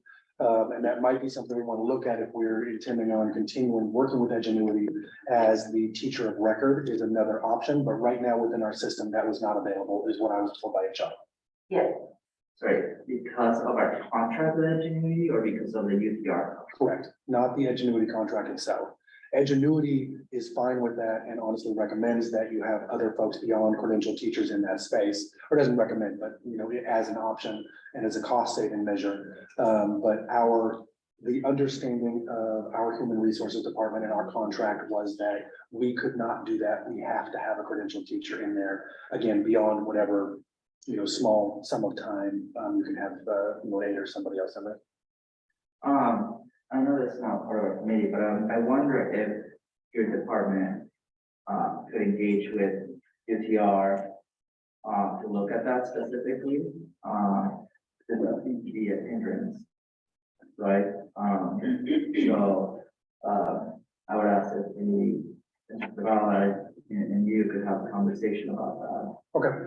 That's definitely new to me, but I think that my experience is maybe with working with districts all around the Bay is exactly what you said, that it doesn't require a teacher, which is obviously big on the budget, right? And would allow potentially for the release of the 20% to be utilized somewhere else. So maybe if you guys could engage, I know it's not part of our work here, but. Well, and I'll also engage with HR, just again, because we were scrambling and reactive this year for the lack of teachers. Being more proactive around how we want to build this system out makes a lot of sense. So, I'll get that conversation started and we can just see where we are with that. You should give us an update at some point down the line. Which one? Just to, because I think that we would garner some people to be able to facilitate a class. Like, I think that that's an easier list. Right, like that's an easier list for interns, right? There's an easier list with that, but I want to make sure that we're following all protocols and procedures, so if you guys can talk to each other, that would be like President Gonzalez way, very beneficial. So President Gonzalez way, that's very beneficial. That's great. I think it does have a little bit to do with us, doesn't it, to save the money at some point. Okay, thank you. Any other questions? Check online, no, okay.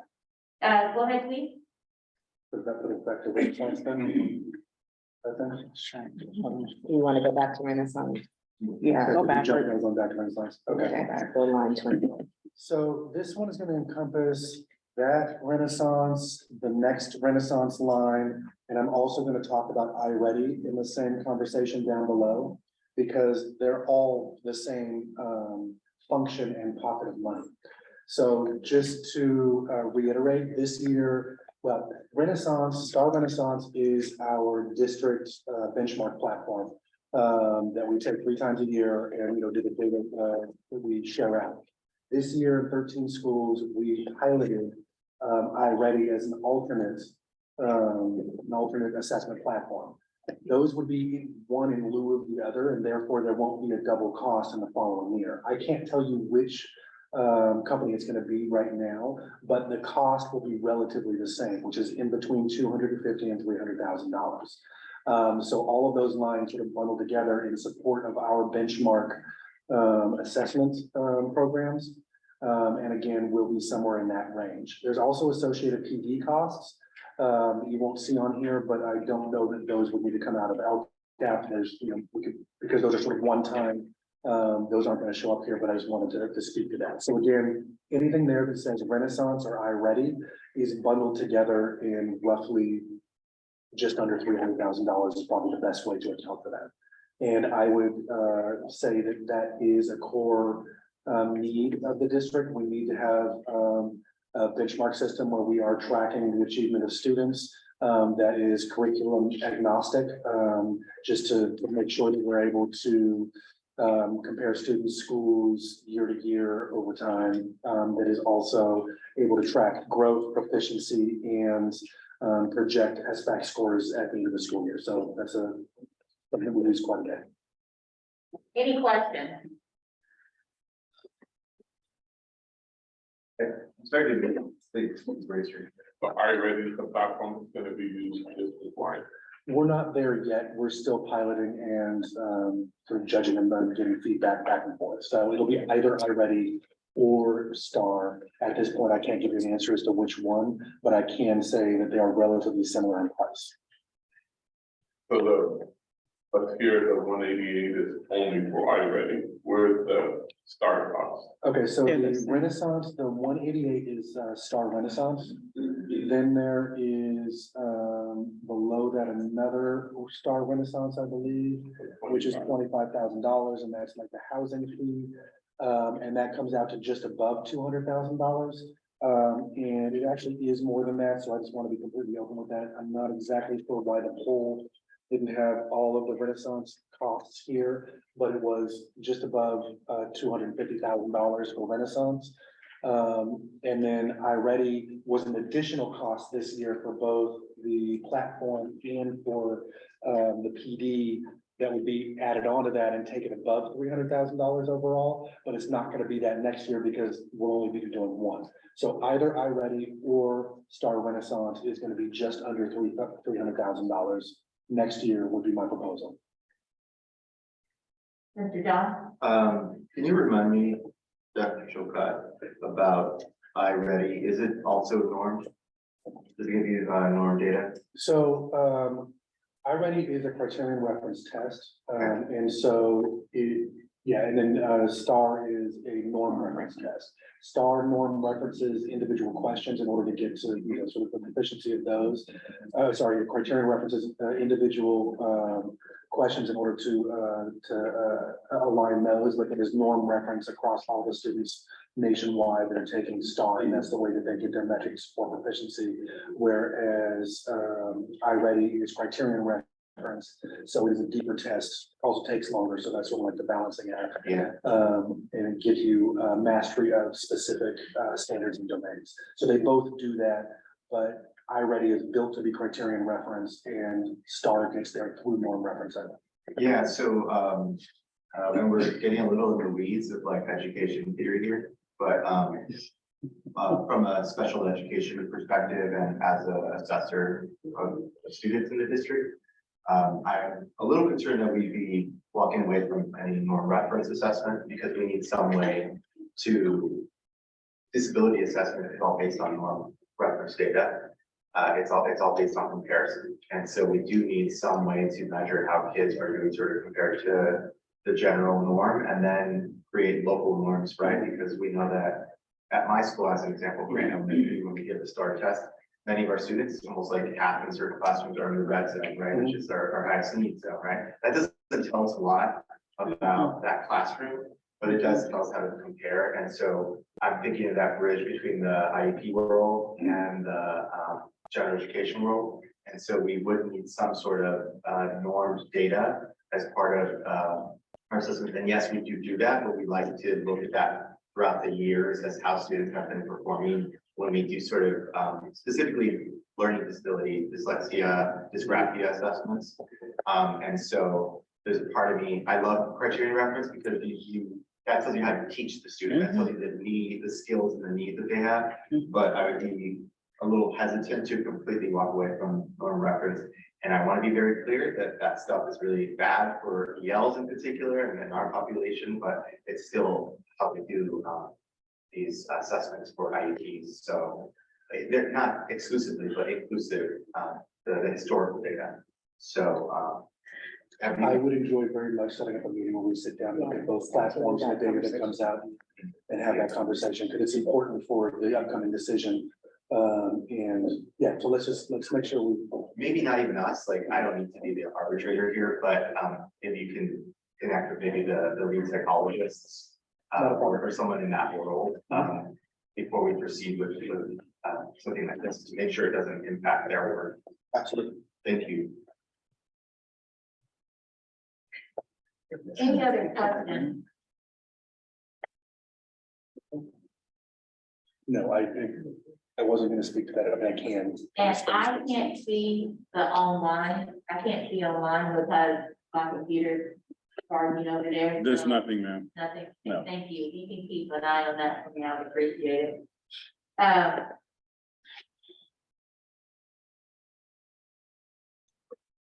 Thank you, Mr. Chilcott. I'm really slow in processing at the same time, so it's gonna take me a hot minute. I do wanna- a little bit.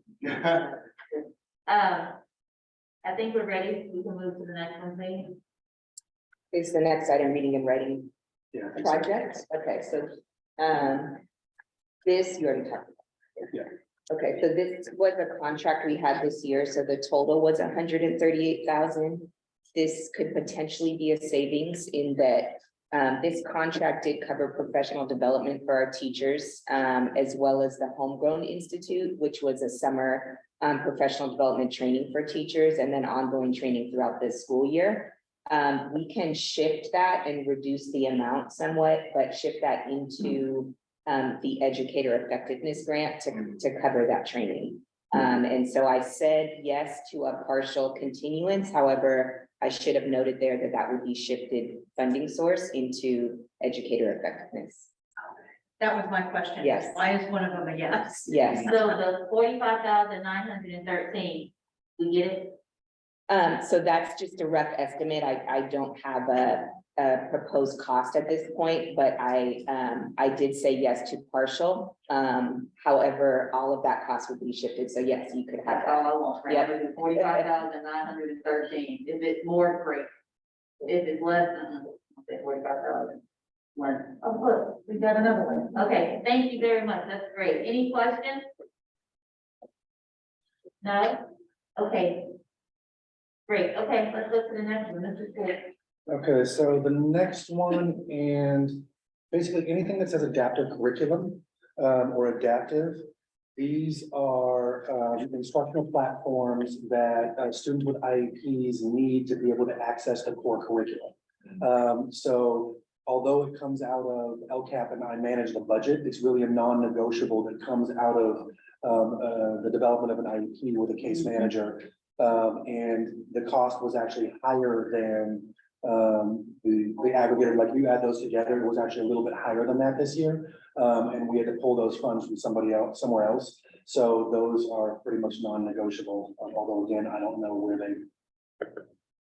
I'm not in charge of like what fund. I just want to help Dr. Hurst find it. It's right below reading, writing. Thank It's gonna be On you. a teeny bit, right there. No, thank you so much. You're welcome. Yeah, so that's the News to You, the Learning A to Z, the Moby Max, and the I Know It.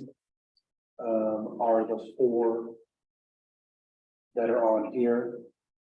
Can you repeat that? News to You for $69,000. Learning A to Z for $28,000. Moby Max for $9,000, and I Know It for $5,000. All of those are adaptive curriculum, and again, are in an IEP for accessing our core curriculum. And again, just to be explicit, if you add up those numbers, it does not come out to how much it actually cost this year. It wasn't a huge jump from that, but this number is a little bit lower than what it was, than what it actually ended up being. But this stuff has to say because it helps the kids with the IEP, and the IEP is legal, and we have to make sure we're providing the resources and support that they need. Does it Correct. have to be these programs or? No, it doesn't have to be those programs. Those programs are what was selected by the case manager as the ones that would benefit the students.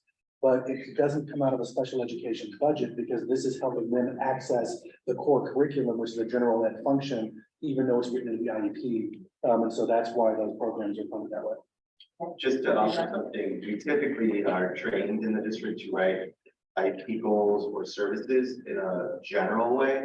So it'll say something like a support program versus this program as a way to not prevent blocks and two. So we can explore alternatives, which is would be are there cheaper. And are there cheaper alternatives? I mean, I'd have to dig into that to give you an explicit, I mean, yes, You have to go- there's definitely cheaper alternatives, but are Right. there cheaper alternatives that would support the students as well? The special education department is determined, no, Right, but I'd have to dig into that to give you explicit sort of item by item opinions about it. right. So you have to say, this is what Moby Max offers, and I can find it over here for, you know, $10,000 less, but does it offer the same thing that Moby Max Exactly. offers? Because the case manager has found that Moby Max works best for this child with an IEP. Correct. Okay, so that'll take a little bit of, Well, it would take a little bit of digging for me to be able to give you explicit answers. I will tell you, I don't think there's going to be a cost savings there because the people that are deciding on these programs have done all of that homework. I just can't speak to it because I wasn't in the weeds on that decision making, but I'm just gonna be upfront. My guess is we remain with. we wouldn't find $1 billion savings. Exactly. Thank you for that. Any other questions? Okay, go ahead, sir. Mr. Yamaguchi, Olive Street. To that, we talked about a bit. We did, okay, so we covered the Renaissance ones. We covered that one, we're down to, see, I want Chrissy Yamaguchi, Okay, so we, line 43, 64. page 64. 64, okay. Christy Yamaguchi Always Dream is a grant that supported some TK and K classrooms this year.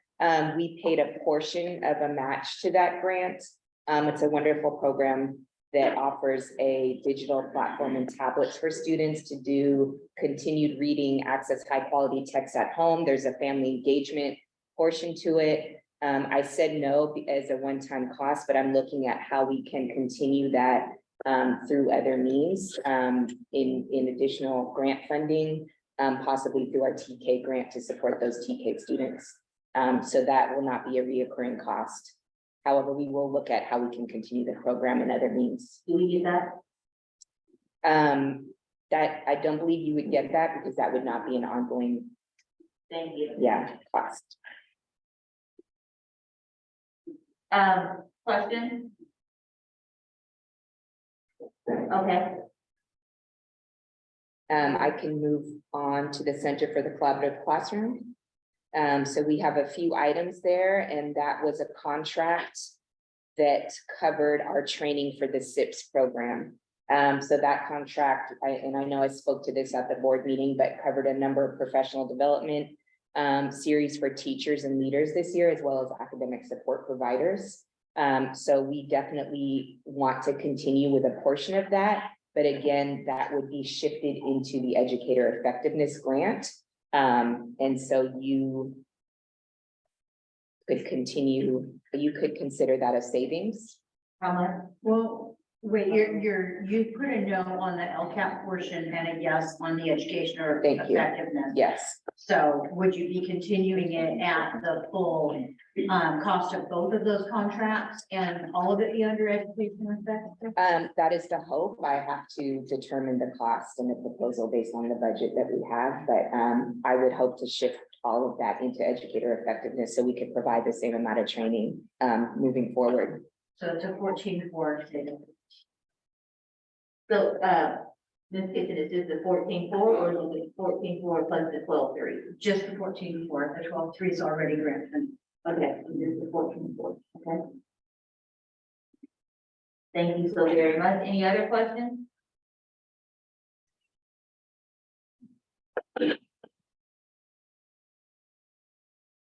No questions? Okay, please continue. And Dr. Harris, again, I can't see anyone online. I can see. There's no all- hands, no hands. Perfect.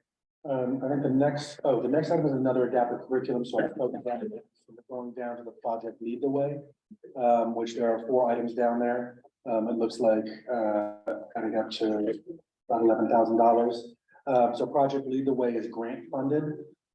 So these are the membership, dues, that are paid by Chevron, in order to, fund our Project Lead the Way, courses. But it's grant funded. Okay, And then the last one is adaptive curriculum, and then I think that ends this section. okay, hold on one second. Any questions about the grant funded project deal with? Or you know with? No? Okay, guys. For those still going strong in the middle. Yeah, I mean, I wouldn't be able to speak to all the middle schools, like as a overall, yes, but you know, some are up and some are down, we're working on that. So, yeah.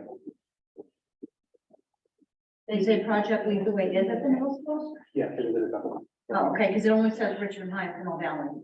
Oh, interesting, let me look it up. Okay. Any other questions? No other questions? Mr. Kilpatrick and Ms. Henry? You would say just $152,813.54. You could on that. And this is absolutely wonderful. Thank you so very much. Is that all of your presentation? No. Don't get on that yet. Make it something else. No, it's okay. Make it something else. Let's What look page at are we that, on? We can move on to the curriculum instruction literacy, which, The Page next one 66. here is, or what is on there? this one is the library services, so we go with that one first, Okay. or you could do the curriculum instruction. I don't know what page that is. Okay, let's just move in order. We're gonna do library.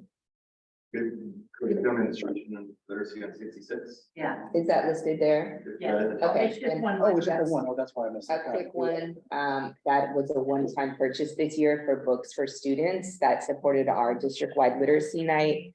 And books for all of our African-American students grades K through third, or TK through third grade. So that would not be a reoccurring cost. That's the only item pulled on that. You're gonna do library services also? Yes. So that starts on page 67. We didn't get that one back, though. We don't get this money. No. Okay, all right, thank you. All right, and we're on page 67. Mhm. Okay. So. So if you look at the lottery instructional materials, those are the lottery funds, the $1.6 million we get every year for adopting and purchasing our core curriculum. So, and you can see some of those are recurring, some of those are not. But those are not things that can be recouped because we have ongoing curriculum adoption needs. So there is sort of a priority list that we do out 3 to 5 years as to what we're planning on adopting coming up. Right now, we are in the midst of piloting a history adoption, for instance, and that will be purchased for next year. And then as well as the elementary science, we're in the midst of that one. And so every year we are adopting a few big ticket items and then some smaller ones. So I don't know if there's a benefit of me going, line by line in this. I would propose that maybe we skip the lottery instructional materials and go to the supplementary ones, like the other funding sources in there to discuss, or I could do it a different way, which is to speak more broadly around how we consider money and like some needs that will be outside of the lottery ones. I'm not sure what the best way to sort of address this area would be for you guys. Okay, so hold on 1 second. You're good with it? Principal Daly, on with it? Mr. Jones, with it? All right, so what I'm hearing is the 2 million for library services will still be spent. It may not be spent on exactly the same thing. but Correct. It will be spent. Yeah, it rotates every year to different things as per need, but yes, it will be spent.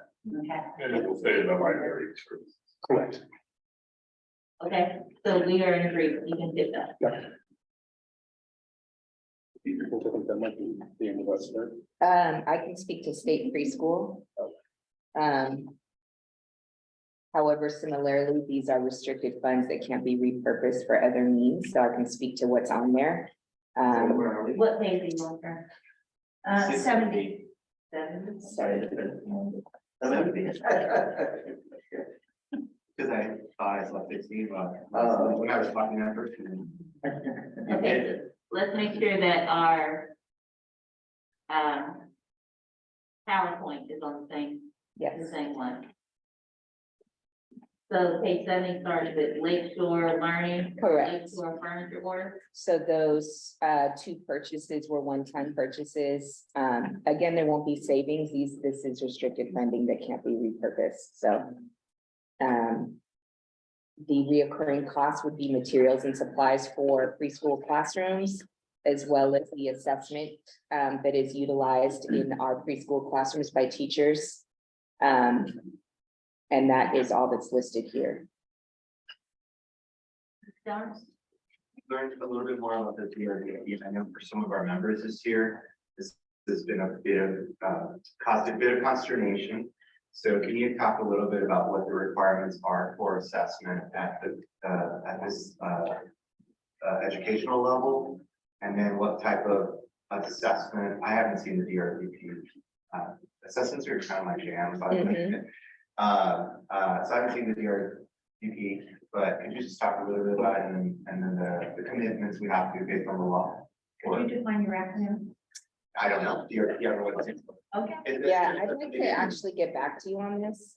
This is a new area for me as well, coming in over preschool. And so I agree, I'd love to give more information about that, but I don't want to misspeak. So I'm happy to come back and provide more information. Ms. Henry, sorry, I'm gonna, if the answer is I don't know, totally okay, Yes. I'm gonna stress. Do you know if, my understanding from my members is that they've been required to give this assessment this year, which takes a little bit of time. Do you know the answer to, is it new this year, the requirement to do it? I don't know the answer to that. Thank you. Yeah.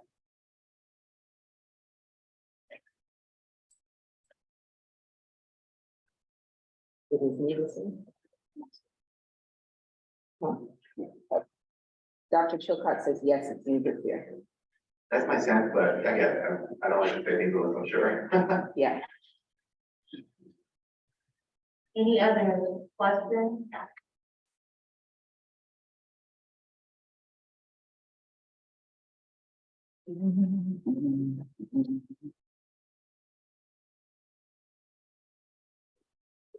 Yes, sir. Went back to the lottery instructional material. Yes. Dr. McIntyre, I think that there's a lot of textbooks out of the lottery material. A lot of what? Textbooks. That's where the textbooks come. Out of the 4,100 instructional materials. How is textbook needs gonna change? What do you mean by change? So I'm looking at here and I have 70,000. Oh, like individual items? Yeah, like Okay. $70,000 for Sure. cost of college. And $97,000 for McGraw Hill, Sure. those funds. No, so it depends. No, it depends. And we could get, I mean, this can go very far into the weeds, but basically there are 1 or 2 big ticket adoptions every year because we only have like, the set funding. So the funding is actually a little bit higher here because we had some carryover previously that we're now utilizing for the history adoption. So the history adoption was supposed to be previous, but we postponed it a little bit to make sure that we were doing a good job of the piloting, and therefore it's actually above the 1.6 or whatever, whatever the specific number is we get every year. So we go through and do a prioritization where there's 1 or 2 big ticket adoptions. Right now, we're catching up with all the high schools and like I said, the science, the elementary science.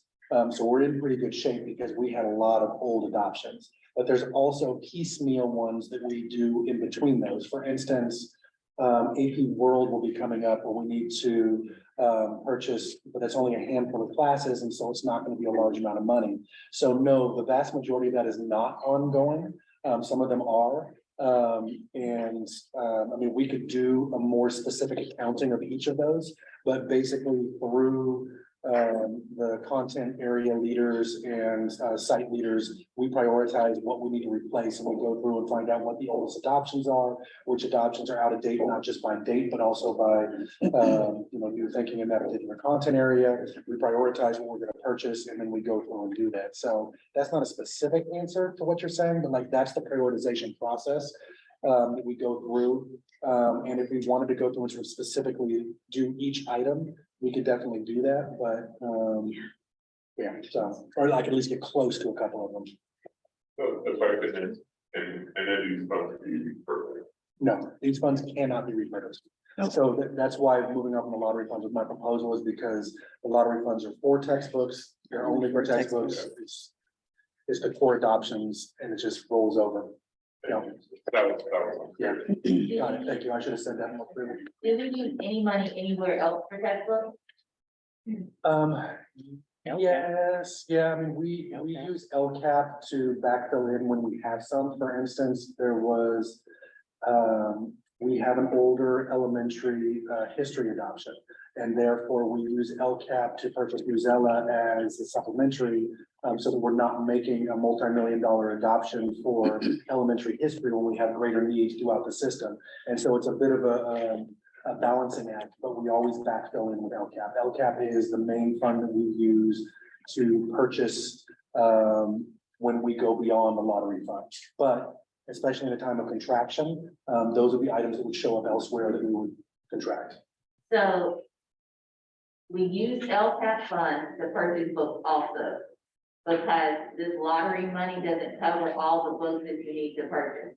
That is correct. That's correct. Okay, and then because we are a one-to-one district, every kid has a test, right? Correct. How much do we still use books? So, and I know this is a kind of like a odd kind of thing. So No, I you're have a exactly fourth right. grader, I have a ninth grader, and I have a 12th grader. I don't see books, and none of them use their locker, like, because the fourth grader doesn't have one, right? She has a big old darn book that she brings, and she has a California science book that she brings home. Everything else, she's on that computer doing. So, yeah, I'm old, so I use the term textbook when I really should be saying instructional materials. So this covers the instructional materials, the adopted instructional So that could materials. be licenses, or that could Absolutely, be yes. online reading Yes. material. 100%. Okay, And so with each of these text adoptions, you tend to get a textbook that may or may not go home and a license, and you could bounce it back and forth between which one is used for the adopted core curriculum and for instruction. So yes, I should very much say instructional materials and not textbooks, okay. but it's hardwired in my brain, so. No, I get it. I was just making sure. I was like, I was kind of asking the question like, all right, my kid's supposed to have a textbook and it is not. Absolutely. Okay, so, all right, any, President Gonzalez Coyle. Yeah, I have two follow-up questions for you, Dr. Chilcott. Sorry, I'm calling Mr. Chilcott here to say it. Congratulations. Well, right, thank you, I appreciate it. Yeah, we've known each other long enough that there's way more Mr. Chilcott. than- Yeah. Yeah. To follow up with the question folks was asking, so now, with the Williams requirements, are we still required to have physical textbooks and so on?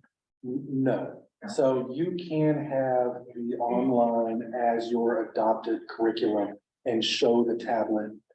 And then ask the kid, hey, can you get to this? Can you get to this? Can you get it at home, right? So when we did the Williams walkthrough, especially with our middle schools, most of our curriculum is online and the expectation is they're traveling back and forth with a tablet. And it's also a purposeful choice because, you remember the days with the backpacks with fine books going back and forth.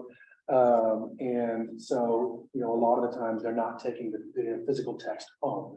So for Williams, you just have to put into the county what your adopted curriculum is and whether that is online or physical. And then when they come and do the physical walkthrough, you make sure to guide them in proving that the kid can access it both at school and at home. So the question then becomes more around, can you access this at home? And then what we uncover is not the lack of a physical textbook or tablet for the most part, but periodically we find somebody that needs a hotspot that we missed or something through that walkthrough process. Both the one that we do as a district, the curriculum instruction department leads where we go out and walk through and try to find that. The textbook sufficiency process uncovers that as well, and should be instructional materials sufficiency processes now, and then also with the county walkthrough. So all of those, like we have a bunch of different tiers of checking to ensure that our students have what they need. Thank you. And the second question, you mentioned there's other instruction material that was where is that reflected? Okay, so. Some of them are instructional material and intervention. Right, so yeah, that's a good point. SIPs would be a good example of that, where it is an instructional, it's purchased out of LCAP to support. Like I said, Newsela is on there. That would have been in 1290, so I'm not sure where it would have popped up for this or not. I didn't see it on it. I spoke to two items earlier with the units of study, the literacy order through Heinemann, that's an example. Got it. And those are not reflected here because they are not part of the 4 and 5,000s or? I'm not sure why the one that I mentioned is not reflected here. Let me dig into it and try to figure it out. Because I can't remember how we put that in or didn't. But I was using it as an example, but Director Henry's were reflected, so they are there. Got it. Okay, thank you. Any other questions? I have a couple answers. So the DRDP is the Affirmative Assessment Instrument developed by the California Department of Education for young children and their families to be used. And it stands for Desired Results Developmental Profile.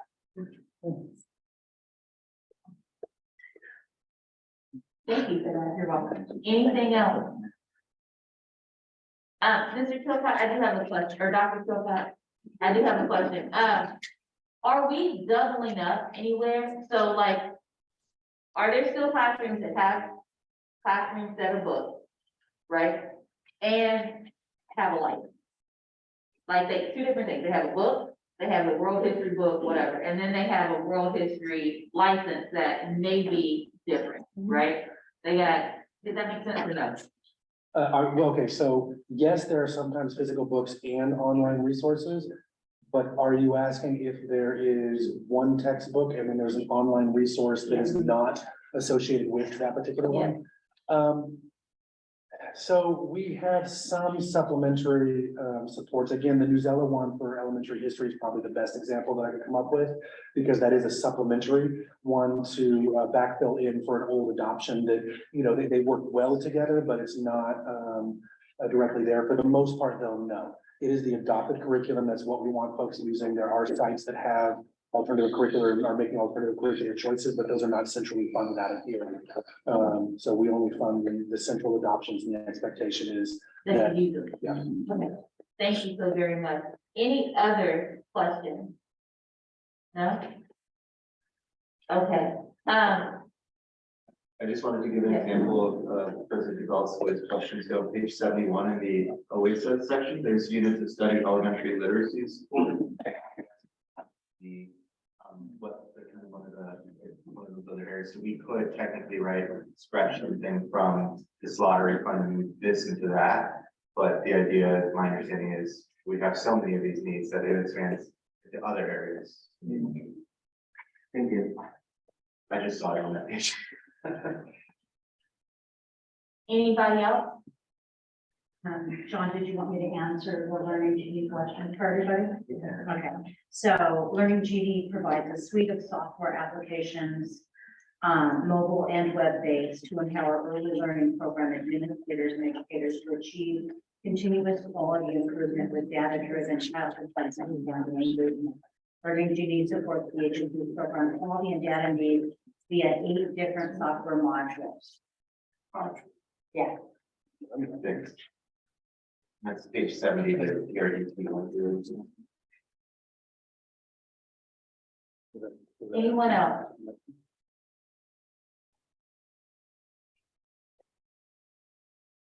No? Dr. Silcock, how much more do you have in your little presentation? I think I'm done, and I'm passing it off to Director Henry for always.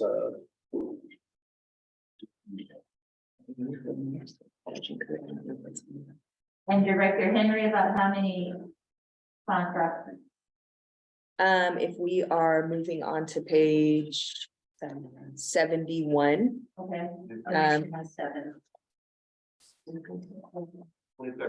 we already go over the OASA material with LaShante on Monday? I think that. That was only social emotional. Climate, Just, That was just social emotional, social emotional climate, and then this is the academic. thank you. Okay. So Ms. Henry, you're going to do the OASA? I will speak here to some of it, and I believe this is more than just academics here. Oh, okay.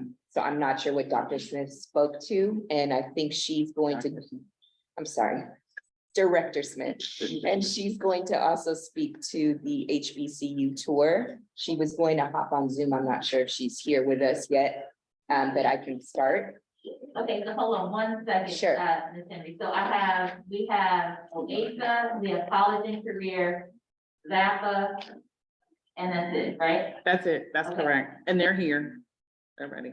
I want to say that this particular part of the budget, because OASA has family engagement, the social emotional side, and they also have academics. So they kind of cover 3 different areas. Plus OASA, there's some parts that live within HR, as you heard LaShante speak to on Monday. There are also other buckets of work that OASA holds. For example, the Black graduation, the Black honor roll, tours, events, things like that. So what you're going to hear in this one is really a lot around the events and engagement that really are supporting African-American student achievement. Okay, and there's some hints of academic in here as well. Okay. Yeah, I mean, I think the only costs that we're looking here at reoccurring are materials and supplies for events. And those would be things that that Ms. Huffman just spoke to. So graduation, materials for graduation, materials for literacy events, any district-wide events that we hold, that would cover that. So I can't give you an exact budget amount because I'm not sure what we will have available, but we'd like some portion to cover those costs. The other cost that we'd like to continue is the tour, the HBCU tour that Director Smith is going to speak to. She's not on there. So maybe we can come back to that item. No, I'll just talk about it. Okay. So, I mean, this was the first year they had the HBCU tour, so it was out of state. They went to several historically Black colleges, students had to apply, and they found it to be an amazing experience for our students. They also are doing local tours as well, but obviously the cost of that is much lower than a tour of this magnitude. And so they would like it to continue, as it really supports the A through G completion rates and really just getting African-American students excited about college. And so I think Director Smith was going to come on, but this is just one item. And so this is something they want to continue. It's at the discretion of this committee if that's something they're committed to for next school year. And then obviously, as Director Henry said, wanting to keep the materials and supplies for events, which only totals $4,000 between those two items. That's a very small amount because they normally purchase things such as the kente cloth, the awards. And this year, as you see, like there's a lot of catering that's on here. So many of these things that they paid for, there's going to be catering for the Black graduate, the honor roll, African-American honors ceremony. There'll be food for that as well. So they're planning to cut all of those things for next school year and really just focus on small amount of materials and supplies and continuing the HBCU tours. Okay, so anybody have a question? So I do have a question with this one. So when we're talking about the tours, right, and we're talking about, my kid went on an 8th grade trip to Washington DC, right? And it was outside of the school. Ryan Shaw daddy used to do it, right? The 76ers tour. We have sites that do Disneyland band trips, right? And they have fundraising if you come up with half of it and then somebody pays it. Like, how much have we been creative with the tours? We're not asking students to fund any of it, but are we fundraising to lower the cost, right? Are we doing something? This is the first year, right? So are we hooking up with travel agencies because it feels cheaper if you're with a travel agency? Are you saying that, like, how creative are we getting to lower this cost? I think the HBCU tours are fantastic. I think they're absolutely great. I'm trying to see how we still do it at a cost that's not $82,000, right? What do we do? Even if, did we pay for the student food when they went, or did they bring their own money for food? I believe food wasn't covered because there was only one night that I believe students had to pay for food.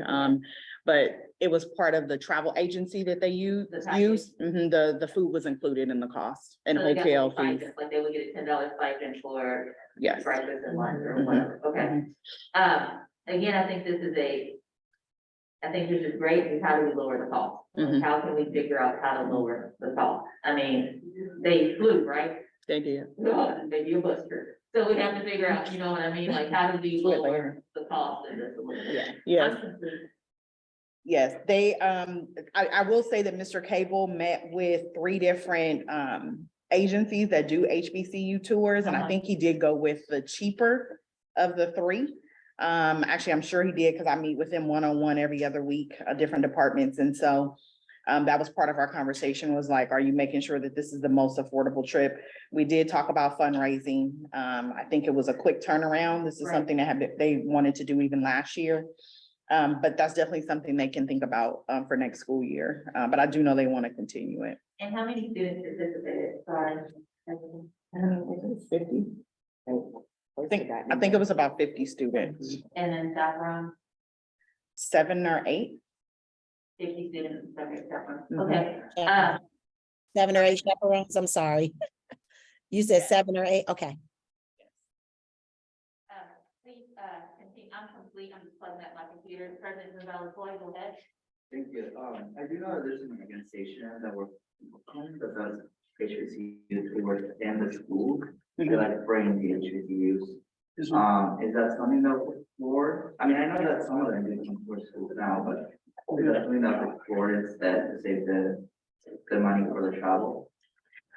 They did take students. One of the other things they did, they took students to the HBCU, I can't remember exactly what it's called, but it's HBCU Summit convention that was held at the Marriott in Oakland. So they rented a bus, chartered a bus, and they took many students, over 60, 70 students to that. So all the colleges are actually there and all the HBCUs. And so kids were able to go to different tables and talk to people and start their application process, bring their transcripts. So that also happened. They also visited UC Berkeley, UC Davis, and local colleges as well. But I think they really were pushing for, and I knew, you know, obviously this was a big cost, so I was a little concerned about the cost myself, but they really felt like the experience for students, and it's something you just can't replace, right? That experience of actually being on an HBCU campus, seeing the marching bands, the other students, getting to talk to the other students. I think they felt like that was just an invaluable trip. I do think going forward, they need to think about some fundraising and other ways to offset the cost. But yeah, so they've done other things. And then obviously, Dr. Huey had the college tour here, college workshop here as well. And so students were welcome to attend that as well with their parents. So there's some other offerings that have happened, but they also still wanted to do this actual tour to universities. And you were talking about the Black College Expo in Oakland. Yes. Okay. Any other questions, President Gonzalez? Yeah, I wonder if maybe we can partner with some of our funders to see if maybe they'd be able to fund this. I do agree on the importance and the benefits of going to school, right? It's very different. But, you know, maybe some of our funders would be able to take this on. And Director Smith said there were 34 students that attended and 5 chaperones. Yeah, she's actually with us, I think now. Thought there were more that was. I think there were originally more, 34 and 5 chaperones. And part of it is an ongoing collaborative. And so there are monthly meetings that occur after with a connection that was formed during the tour. She's a panelist now. Okay, you promoted this, okay. If there are additional questions, she can speak to them. Okay, anyone have any more questions about? I had a comment, I was just, on the conversation of fundraising, I'd just like to throw, ETR's, name in the hat. By support, in terms of fundraising for this endeavor, and we'll work on it together. Great. I just heard UTR is. I was just whispering to, yes. I mean, John, you're gonna be involved in all the collaborative conversations, Yeah. right? Yeah, I'm just saying, I'll put some of our organizing energy behind it, so yeah. This is important in our goal first, as well, so. Yeah. I think we're good to volunteer ourselves to that. I think that's very good. So let's utilize all the comments that we heard here, our supporters, funders, our labor partners, our individual sites fundraising. You know, even if a portion of what schools raise, our schools, these PTAs can raise money. Like they raise a lot of money. Our PTOs raise quite a bit of money, the schools that have them, right? Our booster club raise quite a bit of money. I think it's one of those things that if you give a little, the impact can be great, right? Even sponsorships from schools like, you know, Kennedy High School will sponsor 2 students to go on this trip, or this site will sponsor 2 students. Our community partners outside our community, or outside the school community, but our community partners, we need to talk to them about sponsorship, not just the big funders, but the small ones, right? The small ones. Are we asking purchase to sponsor a student to go on this trip? Are we asking, fill in the blank, right? To sponsor students to go on this trip. So I think it's building those connections because first of all, we want more than 34 students to go on this trip. Second of all, and you don't need to be a junior, senior. We need to start having kids go on this trip, 9th grade, 8th grade, to say, okay, this is what you want to do. college and careers, would be good. Y'all were going to somebody. But something like that, so this is, we're all in agreement that we want this to continue. What we're all, I think, saying is how do we find other sources to help lower this bulk of the cost? I'm complete. Anybody else? No? Okay, let's move on. Thank you.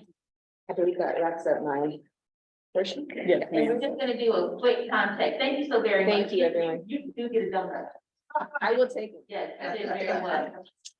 We are at 11 o'clock. Thank you, dear. Everyone. We are going until Appreciate you. 1 o'clock. We need to figure out, we still have to have a conversation, right? We still have to have a conversation. We still want a budget kind of conversation, and we still need to figure out what we're putting stuff in budget. Now, the last, presenters, we did what? $152,813.54. Nowhere near where we have to go, but we have to party our progress. 152,813 is something, right? We started this morning with 0, so we are somewhere. What's the pleasure of the committee? Would we like to go ahead and hear college and career and, college career and backup? Or would we like to take a minute, do budget conversation, then come back, or would we like to just go ahead and push through this? Do you have an opinion, Ms. Huffman? I would like for them to be able to push through. So I think they'll be, free to do something else? yes, and I think they'll be fairly efficient and quick. Great, I love both of those words. Okay, so Ms. Huffman's, suggestion and recommendation is to let's push through. Her team is gonna be efficient and quick. And President Gonzalez Hoy concurs, Principal De Leon, are you good with that, pushing through? Pushing through?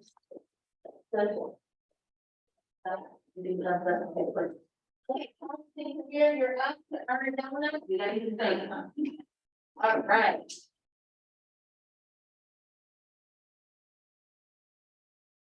They're on page 72 back there. You got their tab? Yeah.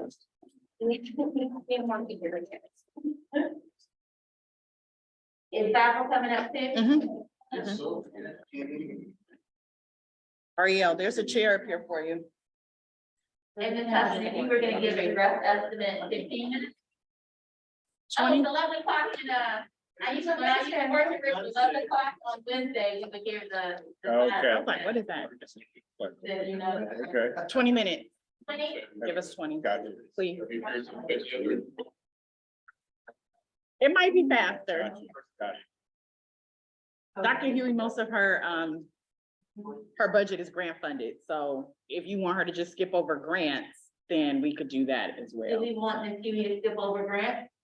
Or do we want to go through them quickly? What's the pleasure? What page? 72. Ms. Vaughn has a question on Zoom. I'm sorry. No, I just wanted to clarify because I'm new to this whole budget thing. Grants, I know that they're separate from the LCAP, but potentially they're only utilized for that program that is assigned for, right? I just want to make sure I understand what the grant, that would be something we will be ultimately taken away, right? Am I saying that right? Everybody look puzzled. Everybody look puzzled. I can't hear you, Jamila. Oh, so, okay, so Ms. Huey was saying she needs a little bit more clarification about what do you mean about potentially taking away?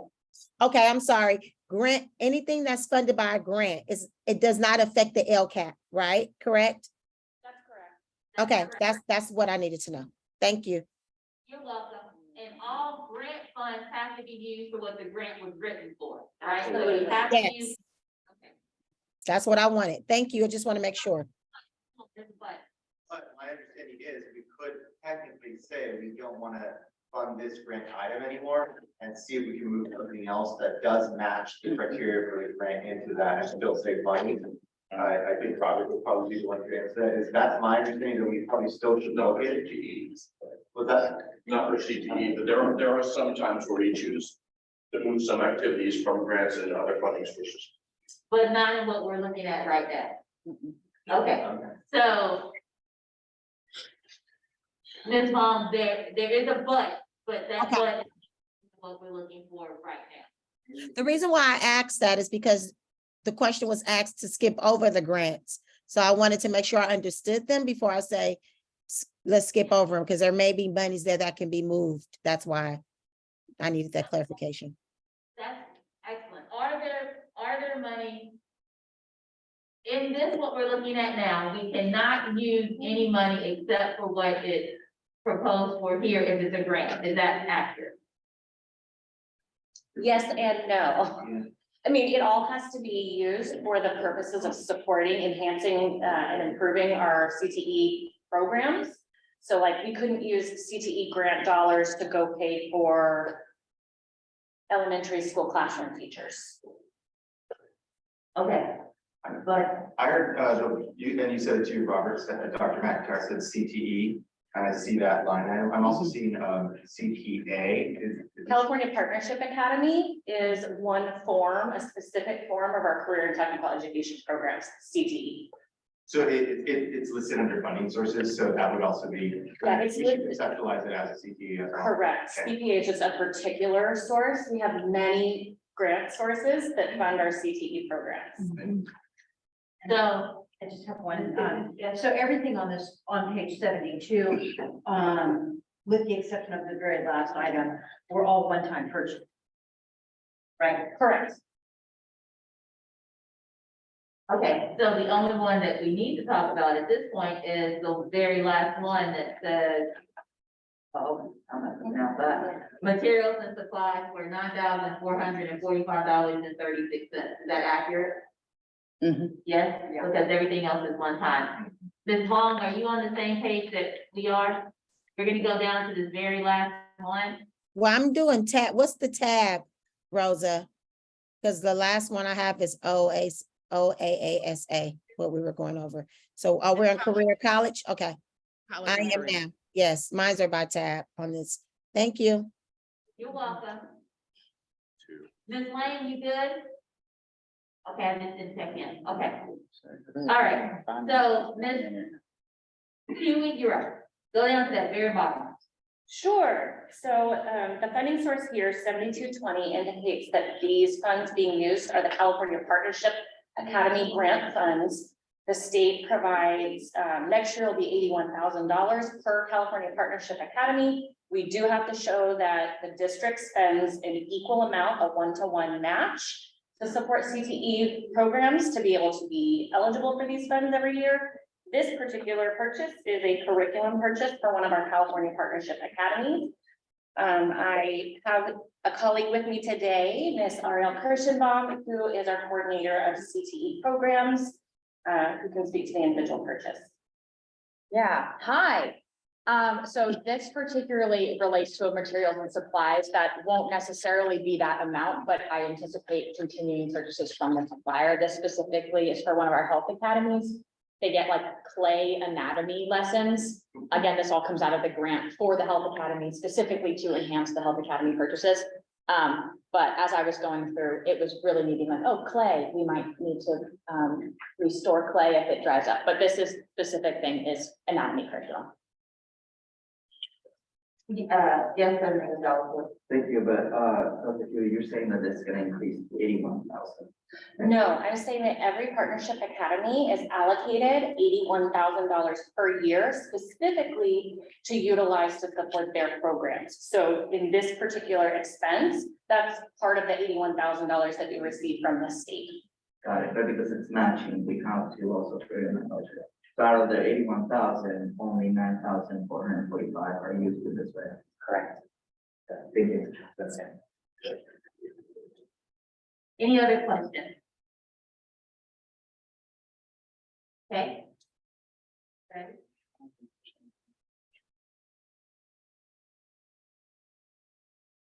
Oh, you can, yeah, go Sorry, page 73, Okay. the majority of these items are also grant funded items. How do you want to do this? Do you want to go line by line? Do you want to ask specific questions?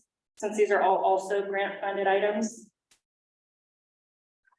Do we only want her to speak to the why? Yes, I think so. So that's me again. That's the same, same idea, same examples there. So part of, this is an academy funding. So when it says CPA, John, like you were saying, that's one of the grant funding sources. If you've heard academy, that's what I'm talking about, like that's their funding source. And here the yeses, oh, I skipped to the Amazon. Yeah, go to that. Sorry, I skipped one. Same, okay, never mind, we're on Perkins. So we're on the, Vex Robotics Supplies for PHS Engineering. And so that is a program that, utilizes, like, it's an engineering program at Canal Valley, and one of the projects that they do is they support students to program robots. They build robots, and so each one of these is an individual kit for each individual student. They're not reusable, and they update the curriculum almost yearly, so we do have to purchase new kits every year for students. I've actually seen videos of this program. It's a pretty cool program. And it comes out of, what's that title be rated? No, this one comes out of Perkins. Perkins? It's a federal grant that's distributed by the state. We apply for it every year. Any other questions? Angela Johnson, or is that Hercules? That is Ms. Johnson, Yeah. Canal Valley. I know her program. Okay, so You have a cool one too. Over a time. Yeah, no, I have several. all that cool stuff. Yeah. Materials. I was in the spots this weekend, so. I- And then the same for the Amazon one below that I originally was speaking to is another health academy. That was some of the examples of things that are purchased there are like a dental mannequin to teach students oral anatomy and other supplies like that, which in this case we got from Amazon. And I think we have a yes here. It's not exactly that we would buy the exact same materials next year, although that may be true in some cases, like the robotics. But we will spend next year off of this line item, off of this budget code, to purchase materials and supplies for our career and technical education programs. We can move the Do page you guys go to, this is just an offhand question. But do you go to dental schools and optometry schools and all of those, like, yo, can we have your skeleton? Like, if you're, so you go and ask for that I stuff? have some photos of I specifically bought a station wagon because I have put things like dental chairs in the trunk of my car. So like you go and you ask for, like, you'll go to UC Berkeley and say, hey, if you're getting rid of X, Y, and Z, can Yep. you contribute to the school or? Absolutely. Ariel and I have hauled a lot of equipment in our personal vehicles this year. That you got for free, that people just donated and said, hey, take some stuff. Yes, and you know, you can't do that all the time because we do want, industry standard equipment. And a lot of times what people want to unload is old or broken. But in any case that we can take things for free, we are taking things for free. Okay, because teeth don't change. We all got the same set that our great grandparents had, right? So like, and the eyeball pretty much the same, you may have to put something in it, but I'm just saying like it's one of those things that we are, we are at that point to where me savings is a savings, right? So. We've been on that train for a little A while. long time. In fact, Ms. Kirschenbaum reminded me that I should, remind the committee here that we are required for our grants to put up a business match. So for example, for California Partnership Academies, not only do we have to prove that the district is spending out of the various district funds like LCAP or general fund to match, we have to provide a one-to-one match for that $81,000 that we get to buy materials and supplies for kids. We also have to prove that we have a business partner match in an equal amount. So we can utilize things like donations of supplies or equipment, as well as our industry professional time. Okay, thank you, that's good. Yes, ma'am. So like in-kind services. Absolutely. Okay, any other questions? Okay, we're ready to move on. Okay, so looking at page 74.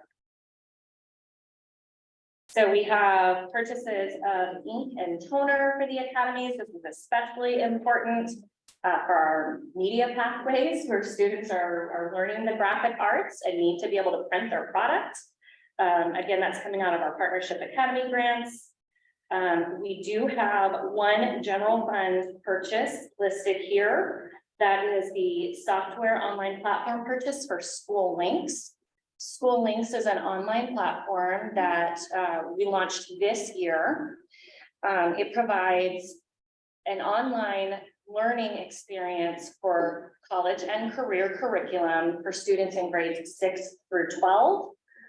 It provides everything from student services and counseling support. Students can perform college searches. They can organize their college application process. We can do individualized learning plans for students. It has a scholarship matching feature. It allows counselors to do student case management online. It provides curriculum for career exploration. It provides an online job platform search feature, which we've been looking for a long time, and also provides things like resume builders to do online portfolios. This really allows us to sort of like warehouse what we were previously spending for lots of different platforms to do these little things in one big warehouse. And it also provides sort of a uniform curricular experience for school counseling services across the district. The goal there was really to ensure that, you know, if you're a 6th grader, or pardon me, a 7th grader at Dijon, that you are getting the same school counseling experience and the same career exploration experience as a student over at Hercules. Any questions? Couldn't this be funded by any other source? So that's a tricky question. It's possible. Here's why it's tricky. So this general fund expenditure, the $99,095 that we're spending here, I can turn around and put up as match dollars. And in fact, we already have, because this is spend money, right? This is what we spent this year on this year's contract. We actually utilize this as match funding for next year's CTIG grant. That's the Career and Technical Education Incentive Grant. That grant requires that I show that we as a district are spending $2 for every $1 we request, right? And so by the graciousness of our trustees and the commitment that you all made to provide $2 million out of general funds to expand and enhance CTE programs this year, we were able to provide that as match funding for next year's application. So that all does have to be spent because it's obligated as match funds.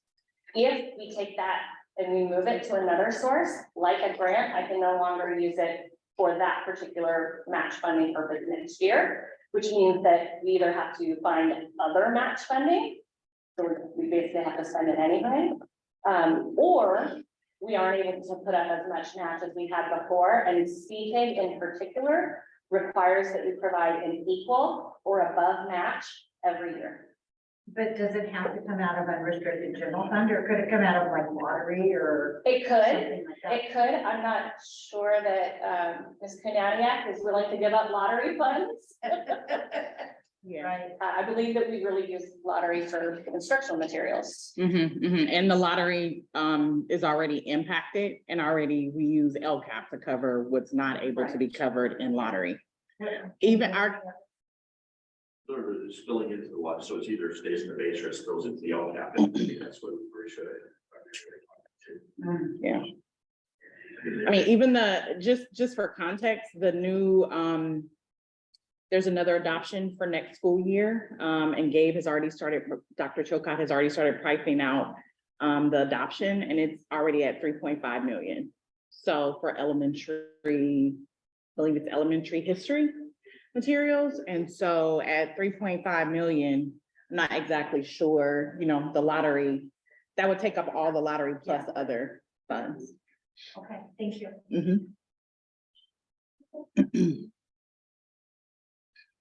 Any other questions? Would you say schooling is almost like a supplement to the work that college and career counselors are doing? Like, It's absolutely supplementary. The school counselors, including our college and career counselors, utilize this as a tool to support their work. Absolutely. And it's something like this kind of uniformity, and a tool like this has been something they've been asking for a long time. So this is really a big win for the district and for the students.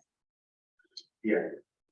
All right, everybody, I just wanna put us on time check real quick. So we have till 11:30 for the next section, so why don't we go as quickly as we can and then maybe questions at the end? To go back, is that okay with everybody? Okay. So you guys can just continue until the end. So you have 15 minutes between the three of you. Is that okay? Sure. The next three items are educating for careers conference expenses. We are required by the terms of the California Partnership Academy grant to send staff, teachers, to this conference every year. It's funded by the academy. It's part of the grant funds. We use grant funds to pay for it. The WASP accreditation, we have to pay WASP every year. So that one has to stick around. The Newsela licenses, Newsela is supplementary curriculum supporting literacy in our CTE programs. Teachers utilize it to provide leveled informational text resources to students. That is being paid for out of our grants. The remaining two items on this page are also grant funded licenses for instructional materials for our partnership academies. Moving on to page 75. These items, again, it's all grant funded out of our California Partnership Academy grants. They're all student licenses or supplementary curricular resources for our CTE programs. Happy to take questions on individual line items. Any questions? For the conference that you just mentioned, Educating for Careers, I heard you say that you said we have to do this. My question is, can we reduce the amount of people we send? We're required to send at least, the grant terms are 3 people. We have been sending fewer, mostly because of our staffing shortages, but we have to meet the terms of our grant. Any other questions? Thank you very much. And then that's it. Page 76, visual and performing arts. So we have our coordinator for visual and performing arts, Mr. Patrick Martin here, to speak to individual purchases here. Would you like us to focus on the items that are marked yes? I think so. All right. Yeah, my question is, you have 3 of them that are a yes and a no. And I noticed that the yes is on the supplemental money and the no is on the unrestricted. Was that the intent?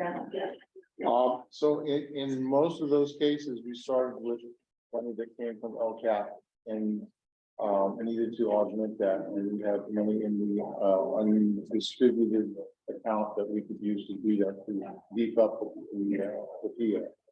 So I did that. When I said no, I'm just saying, well, we don't have to beef it up to go with whatever we started with and stick with that in order to save some money.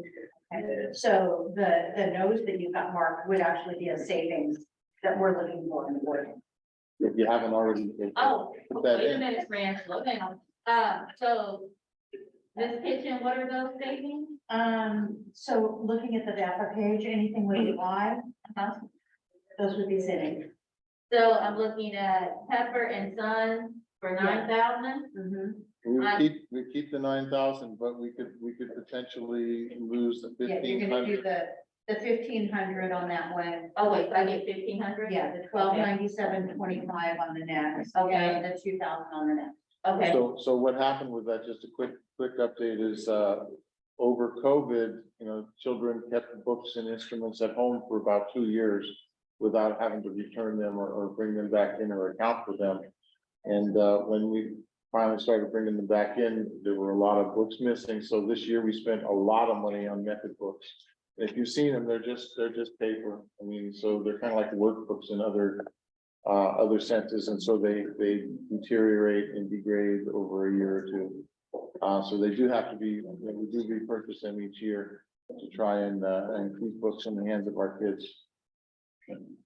So that's the 9,000 we keep. The next, I just want to jump up to the very top. There's a lot of ends up there, and if you already counted that as savings, that's a good idea. The one is for the COVID-19 instrument from Sun Gene, and that's for 76,165 cents.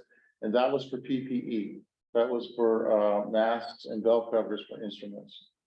So that's we're not That's spending, done, we don't get that back. we're not, yeah, well, we're not spending it either this coming year, so that's out. And then the other one was computers for De Anza High School, where we spent that money, to buy them, their video production class and computers, because they were in a class that had no way to edit their video. They didn't know how to film, and the only one that had a program was the teacher, and the whole class needed those in order to do their job. So, we had some money and we purposed it to do that, but that was a one-time thing that's not recurring. Going down the list, we replaced some instruments, as I said, with books and such at COVID. There were also instruments that disappeared. People that had them for that long length of time that didn't return to the district and were unable to be located, et cetera. So, we purchased not very many, but we got 15 trumpets, and a little further down, there's some alto saxes and clarinets and flutes that we purchased this year to try and recoup the instrument inventory for the kids. Thank you so much. I have a question for you. Yes. Do we ask seniors who aren't gonna play in college to give their instruments? So they've used them for 4 years, 5 years. Do we ask them, give your instrument back to the school for another kid to use? Do we ask them to do that? My kid has been playing that clarinet since 4th grade. She is not gonna The play. same one? No, she has to switch. She has to switch in middle school because the notes or something, you know. But she has 2 now. She has the elementary clarinet that she had, and she has the one that she used in middle school, the high school. Do we ask seniors and ask parents, hey, give it to the school, give it to the backup program? If it came from the school, it needs to go back to. the Well, yeah, the school. ones that go back to, I'm talking about the ones that. If you purchased it Yeah. yourself, yeah, if it's their own instrument, I don't know that we have that conversation. I think we should, because I want it out of my house. She's been sleeping since 4th grade and she still plays the same, Mary had a way and still doing the same stuff. So I'm glad that she did it for all of those years. It's a great experience, but her baby sister plays the violin. Her middle sister plays the drum. So I have these 2 clarinets that, and I'm sure I'm not the only parent. Can I give you my address? Yeah, so I think that's a good conversation to have because We accept donations, that's one. I guess that's. That's one of the something things that that I you do, accept donations from. and I'll go pick them up too, so. I have a, and you might want to put that on the website, you know, towards the end of the school year, if, you know, if you've got any extra instruments your children will not be using in college, we will take them back as donations. We appreciate donations, and we do also want to be really clear that arts are for life. And so what we're not asking is for people to give up their instrument that we helped them to learn and love, if it's part of their life. She's Right. great, but that's not her jam. But if it's not your kid's jam, like, you know what I mean, like, I'm just putting that stuff like, you know, but giving it back, if that's not your kid's jam, instead of having it sit in the basement or the garage, give it to the kid at a school who can still love that experience and be able to. Right, and we have actually on the VAPA website, there's a page down there about donations, and it has a little flyer there. The times when I've gone out to, like El Sabranti Stroll and such, I handed out those flyers to the crowd and looked at things. And we get a few things every year, not tons, That's one, yeah, but some. not truckloads, but we do get some. Perfect, thank you for that. I do have one question about your funding. On JW Pepper, you have, the no on the 1,500, which is then distributed instead of on the 9,000. Right. Which is 0670. Did you designate the wrong one there or? No, that's the one. I need Okay. the 9,000. Okay, I just wanted to make sure we It were. was that little extra that I put in that I can give up. Okay, Okay. And the same with the other places where there's a yes and a no, smaller amounts with the no. Going through, then we also have, accounts with A&G Music Products for materials, for elementary music specifically. And that is just due to the nature of teaching instrumental music. Each instrument has its needs in terms of supplies and things to keep it operational. We need to buy a lot of reeds. Reeds go away in a hurry. We try to give those to our elementary students. Cork grease, valve oil, strings for the violins, rosin, you name it, there's a ton of things that we hold, sanding mist, to disinfect the instruments and so forth.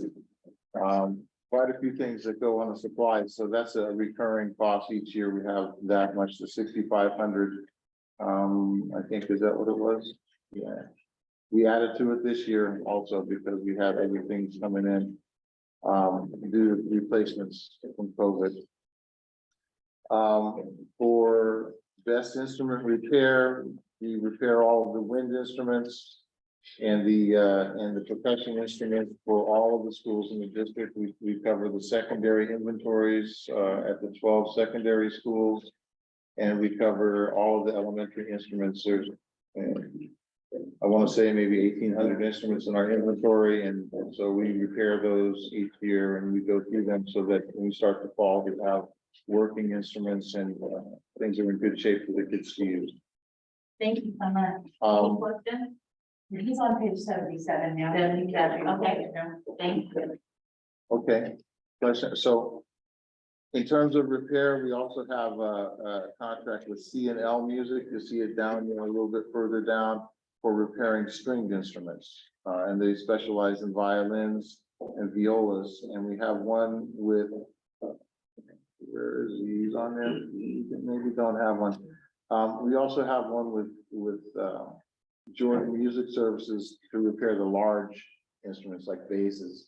Because that requires extra expertise and to get around those big instruments.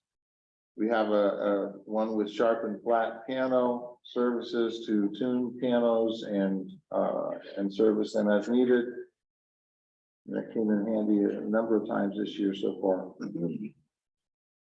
In terms of consultant contracts, we have one with Super Achievement, which is for culturally responsive pedagogy.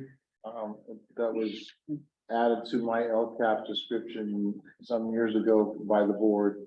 And so we contracted with Selena Jackson, and she coaches our elementary instrumental teachers. And she works with them, observing and having a conference with each one each month. So that's what that is about. The RISE Institute is carrying on something in the Richmond Arts Center, carrying on something that we started in terms of arts integration, where the master plan for the arts in our district calls for integration in the elementary schools so that we're not trying to change the elementary schedules and blow those up by bringing in a lot of outside people to come in and pull kids from class or take over classes for a certain amount of time. So we're teaching the classroom teachers to use the arts, to get, first of all, comfortable with using the arts, and then to incorporate them in teaching their other core subjects, I should say. So that using something like theater arts to do literacy, working on a story by making it into a play and a class project in that way, et cetera. There's a lot of different examples that could be brought to bear. So we've carried that on with these smaller contracts, and they do Saturday workshops and sometimes after school. And they bring in the expertise of actual artists and people that work daily with those mediums, with something that I certainly don't have. I could teach them how to play clarinet, but not how to do sculpture and mosaic and all the other things, even dance. Is there anything that I missed that you would have a question about? Anyone have a question? From any, President Gonzalez? So the three items was really professional development. How many teachers does that affect? So over the course of the year, probably about, I want to say 20, 40, about 80 teachers. Yeah, approximately. Yeah, when we had more money, we had more. And we reached out to more people. We used to do our pizza and planning after school PDs with like a 2-hour shot. And we would get 30 or so teachers at each one of those. We had one this year, but we cut it back just because of the lack of funds. So we didn't have the second one. Thank you. Any other questions? No? Thank you so much. Okay, no, okay. You look online, no other questions? Thank you, Zappa. You didn't save us anything, but Zappa, you did $4,797. You get a granola bar. No donut.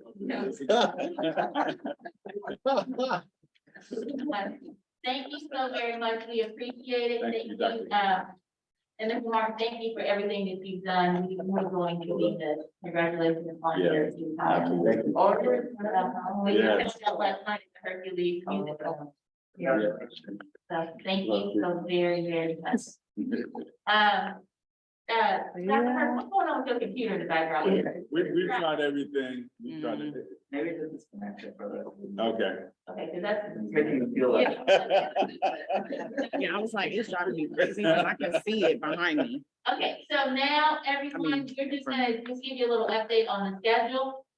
We're gonna have a budget presentation starting now, 11:33 until 12 o'clock. We're gonna do lunch from 12 o'clock to 12:30. And then we're gonna review the contracts and put them in our buckets and have a deep dive conversations from 12:30 to 1 o'clock. Yes. We have a grant. Oh, we may not be, okay, so we're gonna lose it. Okay, so I was just kidding. We are now gonna, I don't know, wait, hold on, friend. Okay, we're gonna do lunch first. We're gonna do lunch first, so everyone in Zoom land, we are going to do the lunch from 11:34 into 12:05. All right, so we will be back at 12:05. Mrs. Lane and Ms. Long, thank you. We'll be back at 12:05. Text me if you need anything, but everybody, we're gonna stop and come back at 12:05. Dr. Hurst, if you put the little sign up, that says Yes. 12:05. Thank you, everyone. Thank you for all your hard work. We're off the lunch. City in the building. Yes.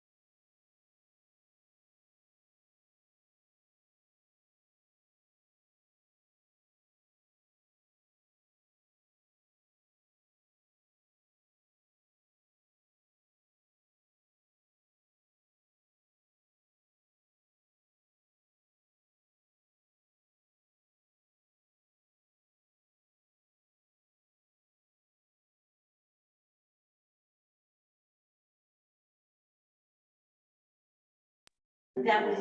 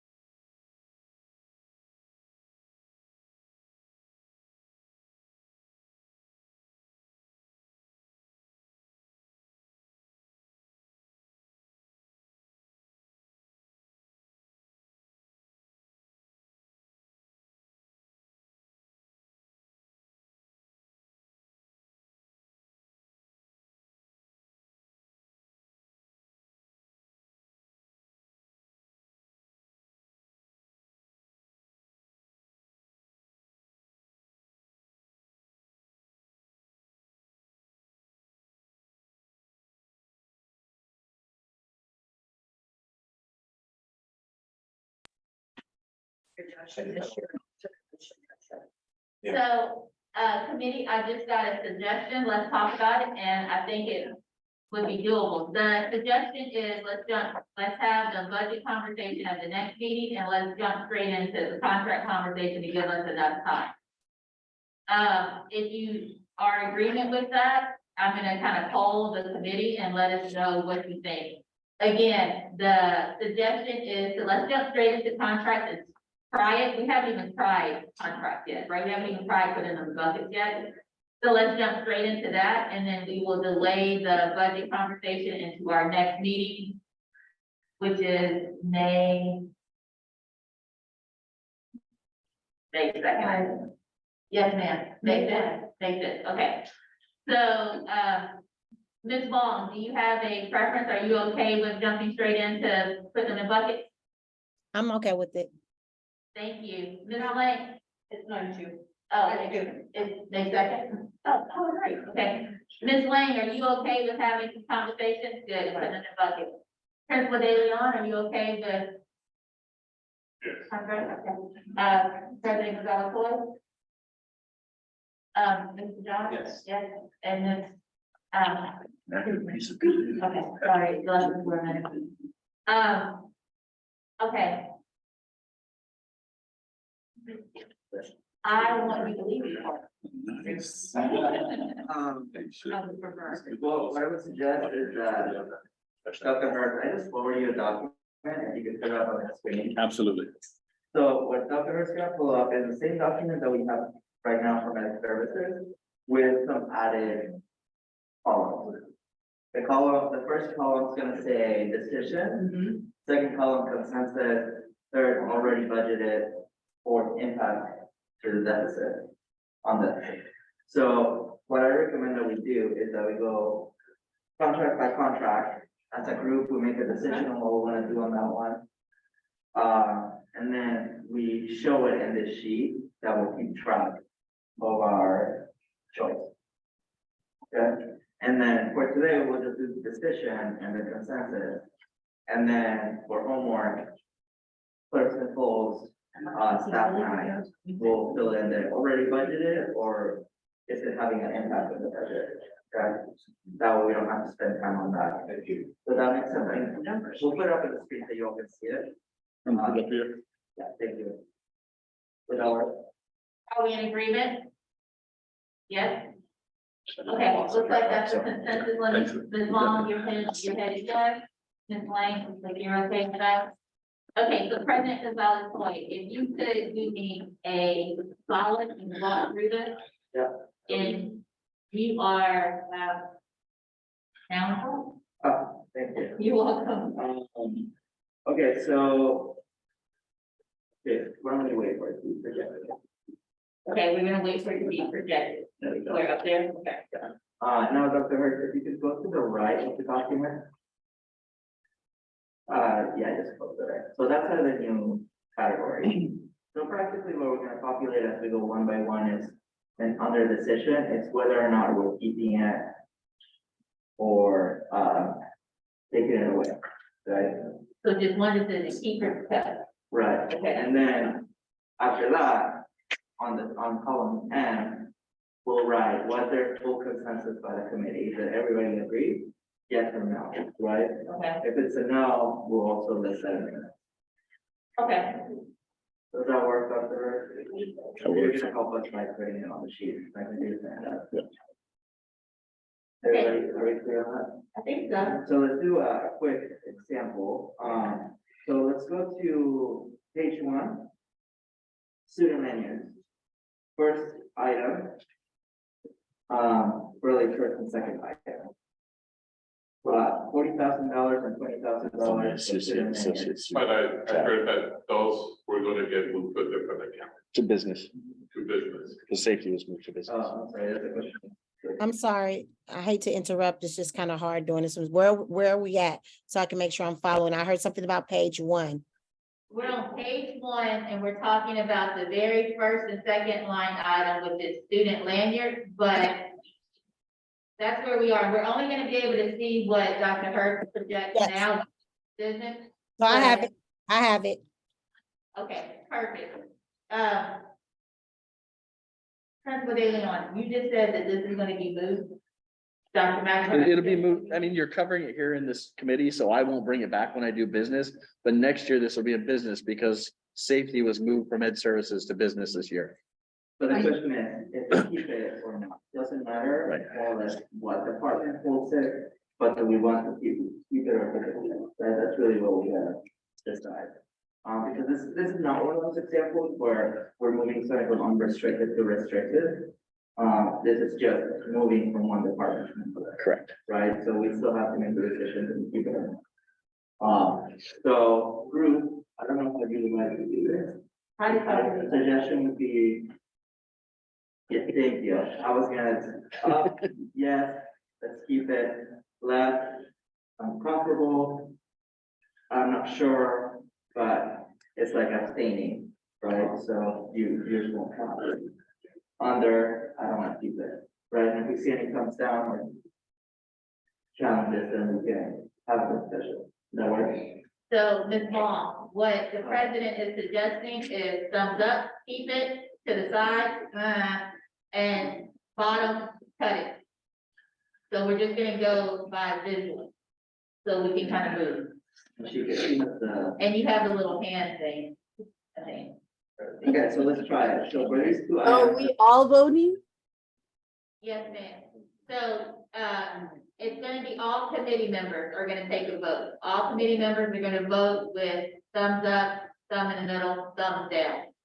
So that's gonna be a total of 1, 2, 3, 4, 5, 6, 7. I don't think so, not for me. So it'd be, what was it, 7? 1, 2, 3, 4, 5, 6, 6, 7. Okay, so it's gonna be a total of 7 votes, okay? And then for the record, let's just forecast out, you know what I mean? Okay, so let's try it. Okay, go ahead, President. Okay, first and second item, which is student lanyards and IDs. Everybody show where you are. Show your vote, please. For lanyards, right? Yeah, for student lanyards and student ID. We're doing them together, student lanyards and student ID. Which I think you had. Can I do student IDs, but can I do no on the lanyards and yes on the IDs? Okay, you know what, let's take them one at a time. Okay, I got you, one at a time, okay. Let's just do student lanyards then. Student lanyards only. And vote. Okay, so 6, I think we just like. Ms. Lang, are you thinking about? I'm not really comfortable voting as I'm adult ed and I don't have too much knowledge. No problem. Thank you. Okay, so you can abstain. So since we have a no, Shanae, do you want to share why you're voting no? The reason why I said no, it's because I think that there are other things that can be utilized, but maybe cheaper than lanyards.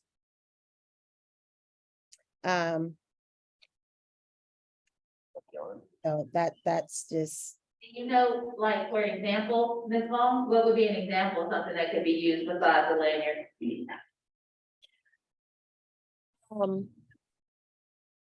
Their own personal wallet, maybe, keep it in their wallets. It's hard for me to say because I don't work directly with the students, but do they have to wear them on their neck? Yeah. Are there other ways that they can carry their student IDs besides carrying them on the lanyard? Are the pulleys a little bit cheaper than the lanyards? I just think $40,000 on lanyard is a little bit excessive. Maybe if they can find a cheaper vendor, maybe a union shop vendor. And I can probably get some recommendations for those that can maybe possibly do those for cheaper. May I speak up? As a safety concern, district-wide lanyards are required so that we can see at a moment's notice that any student or parent or volunteer belongs on campus. Okay. It's important for those to be highly visible. Okay. So they're a requirement. See, I didn't know that. I didn't know that they were a requirement. Are you speaking to, let me just clarify, are you speaking to the IDs are a requirement or the lanyards a requirement?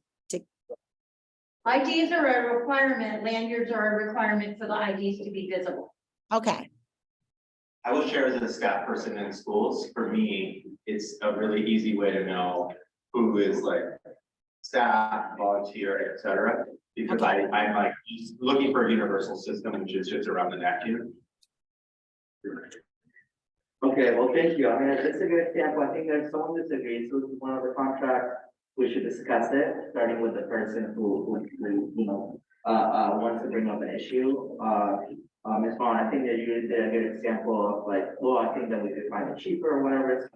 Let's continue with that practice. For now, let's revote and then we'll go from there. So everybody on this first contract, let's show, are we okay with it or not? We're gonna do a secondary vote, just because we have more information, right? So, Ms. Vaughn, would you like to vote again? Does your vote stay? Does it change? No pressure. I'll vote in favor, but I would like to know if there's cheaper vendors that can do it for a little bit cheaper. That's a great idea. Okay, You want me to read out the vote, please? Who's taking minutes? At Genesis, they usually go back and take the minutes because it's recorded, so they always listen back. Can we just take note of that for this one, that we check for a vendor for cheaper lanyards? so Dr. Hurst, position, can you put Keith and then consensus, yes. Thank you. Okay. Everybody comfortable with the process? Okay, let's move to the second item, which is the student IDs. Let's all vote. Okay, easy, okay. Keith and yeah. Yeah. Okay, next one, is the PD for principals. And we'll take them one at a time, but this is part of the other one. So this one's the one for 345,000. And then if you'll recall. So that was a no, because they were already gonna cut the contract for this year. But then also some of the directors were recommending yes, right? On the upcoming pages. Again. But this one's the total of it. So when we get to the other page, we don't have to even begin it. We try to cut it. Of the ones that were other.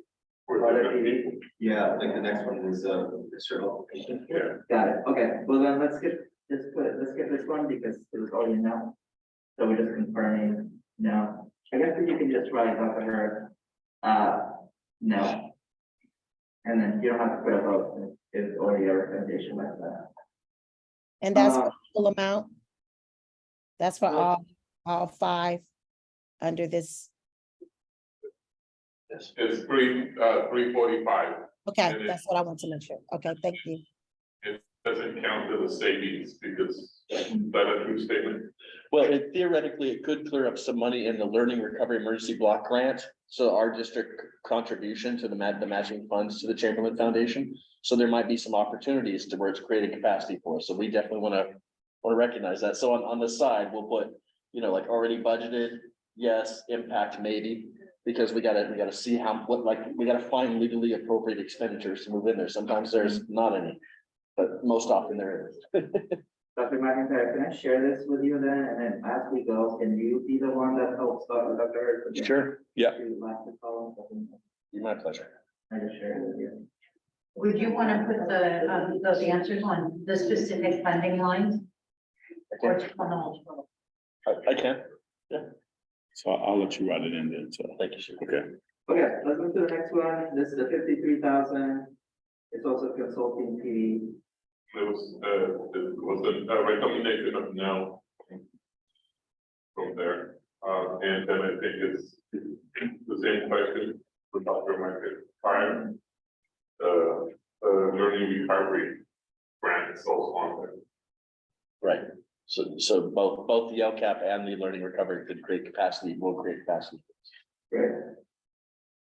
All right. So may I ask a question, President Gonzalez? Like, when you're saying you may be able to create capacity, that means you may be able to pay for this through another funding.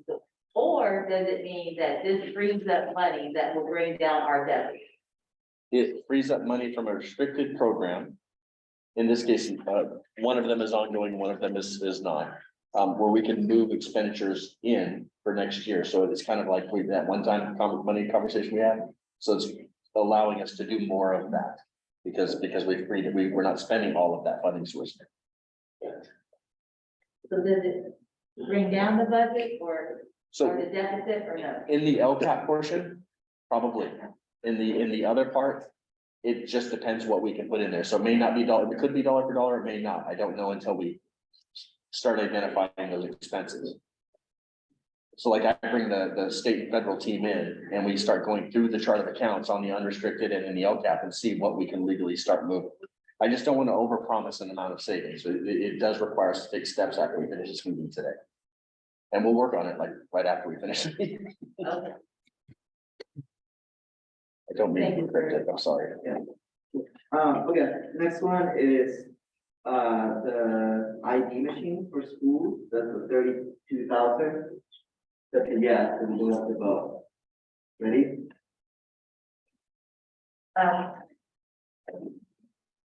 The 32.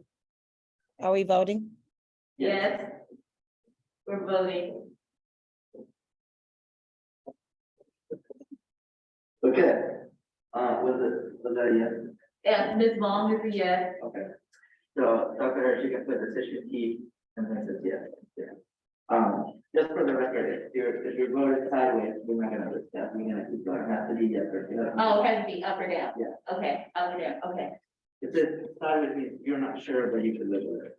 Oh, sideways means you're not sure you can live with it. Okay. So just to clarify. I think that's- Can I ask a clarifying question about the machines? Is that just to kind of print the IDs and stuff like that in office? Is that what that's for? I just want to make sure. So that's what it's for, Ms. Long, and just a moment of privilege. The reason I did sideways is I don't know if it's more beneficial just to print off two in the very beginning of the year and then give the kid one, store one, and then, or pass the machine around. I'm about savings, you know. Yeah, about savings, yeah, for sure. And printing two at the beginning of the year wouldn't be beneficial if the kid never loses theirs. That's true. Yeah, that's right. You're absolutely right. Never mind. Mr. McIntyre, Dr. McIntyre, I do have one question. May I ask just one quick question? Very, very quick. Once you decide if this is gonna, create savings or not, will it reflect immediately, to reduce the deficit or will automatically see it So we'll give you revised financial projections, yes, ma'am. to this committee? Yes, ma'am. Okay, all right.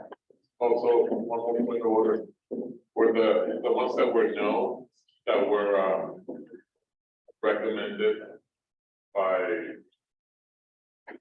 we didn't vote on. Oh, I see. Okay. On the, you know, give me a moment. Right. The screen keeps lagging, so we didn't vote on it, we didn't put, that was consensus. I agree. Fair enough. I agree. That's good. Okay, Okay, next one was now, which was the PD for assessment. So we can put decision no, not one, but convert. Which is the $9,000. Can I Okay. ask more clarifying questions on the solutions for I just want to just make sure. How many machines? Does that cover like repairs and as well? Is it repairs included in this 32,000 of the machines as well? Or just to purchase the machines? The ID machines. It's repair and replace because it's a service agreement. Okay, thank you. Okay, we're gonna move to area one. We're gonna move to area one. There's only two contracts. The first one was already announced. So you can put no on that one. By the way, if anyone feels strongly enough that we should switch a no to a yes, please speak up as we go, so we can have the discussion. But that won't be a secret. Okay. That'll be a secret. Okay, the second one was, Partners in School Innovation. Is for, close to $10,000. And then provide support to sites. We heard this from, I think it was Mr. David. But everyone. So let's vote.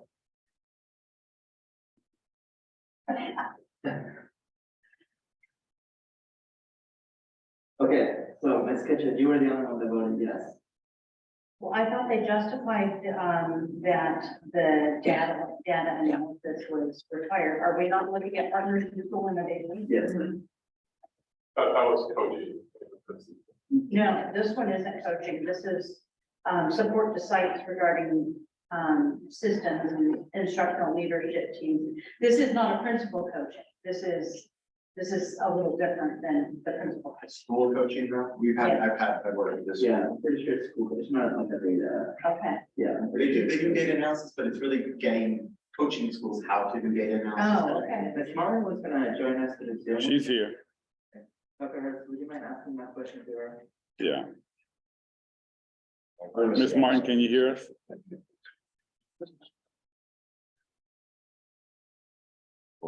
Ms. who? Are you speaking to me, Dr. Hurst? I'm sorry. No, I'm sorry. No, to Ms. Huffman, he's talking to Ms. Huffman. Okay. We've got the link to click on and see the contract. Okay. You click on that blue link, you can actually see the contract.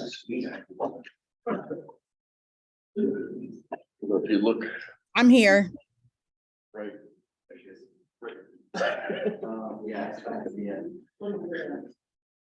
So where it says partners, Ms. Huffman, we're discussing the Area 1 contract for Partners in School Innovation. The question was, is this like side PD and support, or is what the data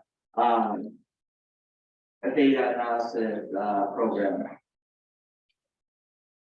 Or area one. for area?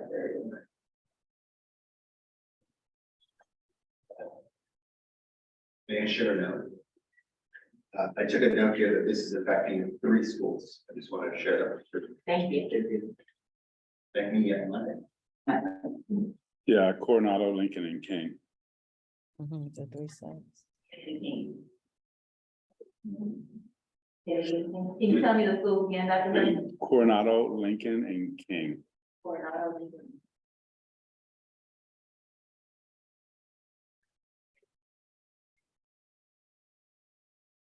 Ms. Martin, Ms. Huffman, do you need us to repeat that question, please?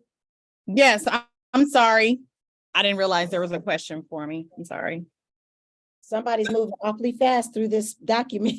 Well, we still have like 8 pages to go, so, Ms. Hoffman, the question was, for this contract, Partners in School Innovation, is it purely PD and support at the site, or was it a data analysis contract with them?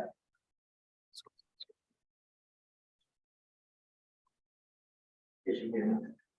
I heard you, but I don't, can you tell me where that is on the,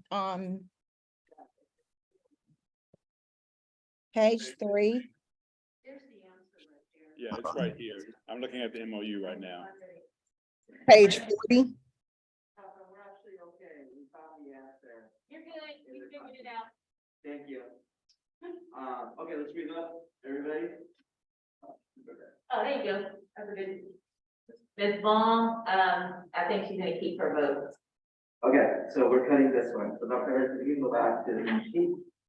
Yeah. So add that to email. Oh, wait, did we get that one? Yeah. We did not get that one. What I mean, we did that. Yeah, we got Oh. 999. So if you could put decision, no, and then, yes, oh, you already did. Yeah. Thank you. Dr. So- McIntyre. Do we know what program this is under? The Partners in School Innovation contract? ED1, Area 1. Okay. Oh, okay. Partners in Yeah, School. that's fine for that to be cut. That's fine. I mean, Partners in School Innovation has a larger contract with individual schools. And they do a lot of their own grant funding. And so they do partner with the Kennedy family of schools, but we this year did not really put any money towards that. This is a very small pot of that money, so that's fine. Dr. McIntyre, it wasn't already budgeted to be cut, right? So that should be no, and impact on deficit, it should be yes, right? So it was in the budget originally, so it'll definitely have an impact. My miscategorizing the way. Oh, I see, okay, already budgeted, So there will be a cut, Yeah. because it was in the budget. okay, so how do we reflect that it specifically says that? Yes, and a yes, you'll understand that? My team will. Great. I'm writing it down, too, Dr. McIntyre, Okay, let's move to area 2. I know between Barry and I, we will definitely debrief the team when we get back. Let's move to area 2, everybody, so. First item was coaching for principals with Wendy G. I can't say her last name. Let's vote.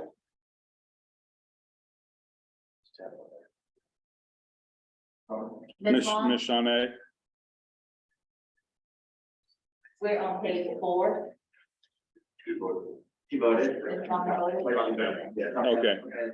So Dr. Garcia. I'm here, guys. I'm sorry. I just have to Okay. grab something. I'm here.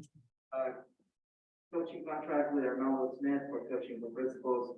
Let's vote.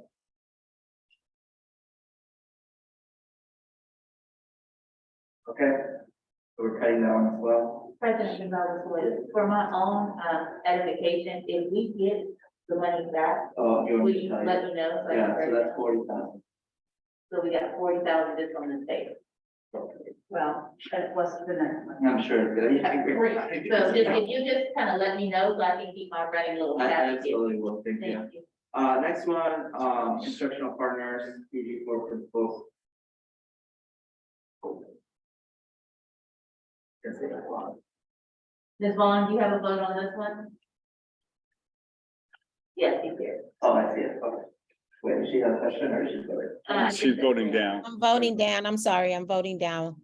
No, it's okay, thank you, okay, so we're cutting that one, let's go. This is 11,970. Yeah. I think it's super bad. Yeah, and then the last one was a no, so we can keep it now. Okay, let's go to page 5. Let me see. Area 3. Okay, area 3, page 5. So this one was food for principal meetings. I'm looking at you.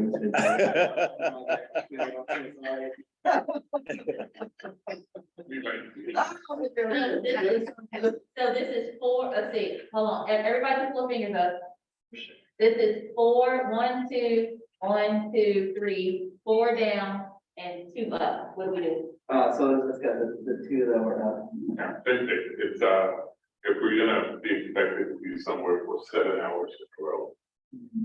You know, when we have a 2-hour meeting with parents. Right.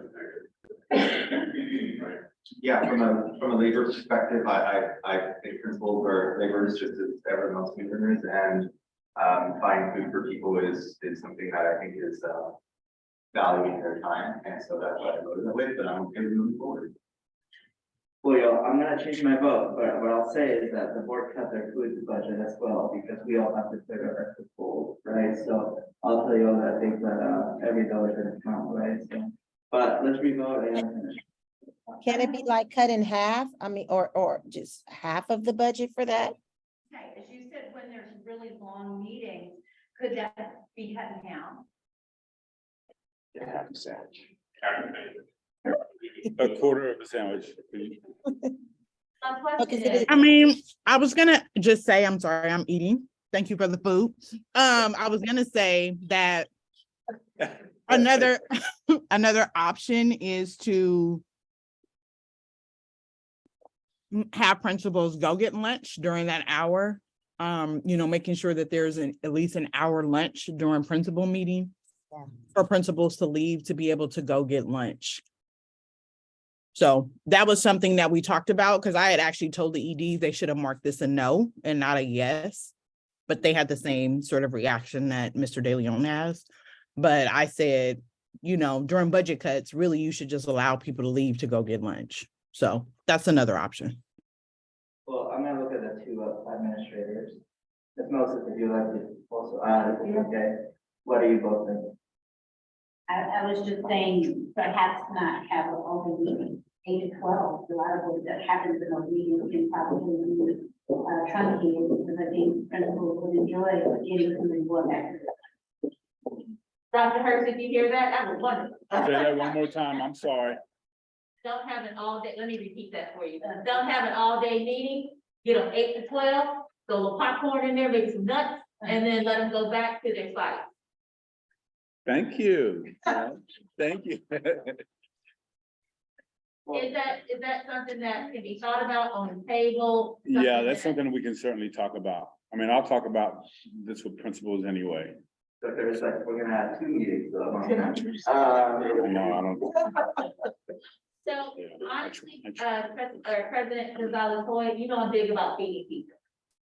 But I'm also big about there's an economic way of doing it. And if you can cut the time of the meeting and then supply snacks instead of a meal, I think that you can really cut down this budget because you're still valuing people and making sure that they are well taken care of, but you're also giving them back their time. Well, this is what I'll recommend, let's cut it in half, and that allows to. Yeah. Yeah, I prefer that you leave that to me and I can have the conversation with the principals and then we can decide like how we're gonna manage all of that. Awesome. So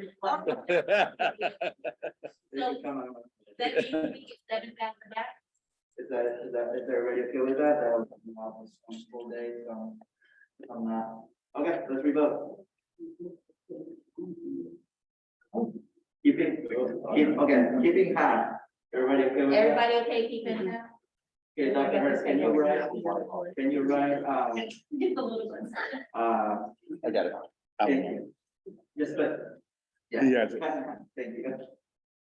Okay, let's move to the next one, which was already a no, so that one will stay a no. Yeah, maybe it's this. The last one, which was also PD to. Whoever that is, I'm not. Sigler. Thank you, thank you. Let's vote. Ms. Vaughn, This is for the, I'm sorry, for the the 95. yeah. I'm voting it down. Dr. Hurst, you can write that. Okay, let's move on to, is it this sheet? Is this sheet reflective on this as well, or is it so different? Positive school climate has those 3 additional, that little. So they are- shorter. So we're removing the positive school climate back, there's one on there. Oh, okay. So the seat that Ms. gave us, yeah. Okay, so let me do the small sheet first. Is this on there as well? I don't think it's on here. Oh, okay, so we'll have to write it in. We'll Do you have that one? I wonder if we could just take your copy, you write it down, sir? Okay. No. Oh, Mary, Ms. Kitchen, you're gonna, Thank you, Ms. Kitchen. Okay, so the first one.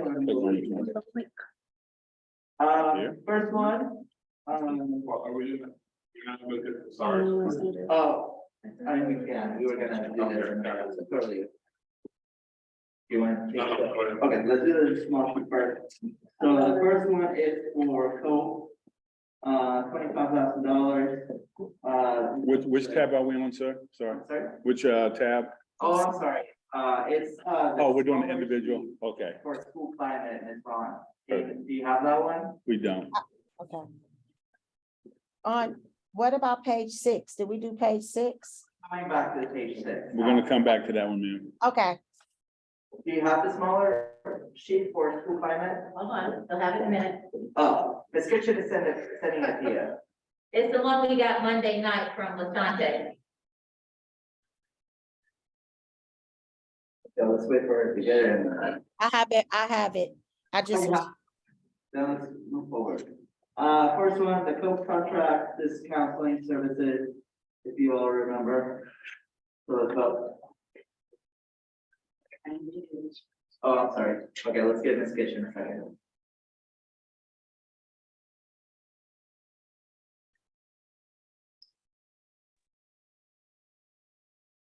Dr. Hurst, is that on the right page? No. No, we don't have this one.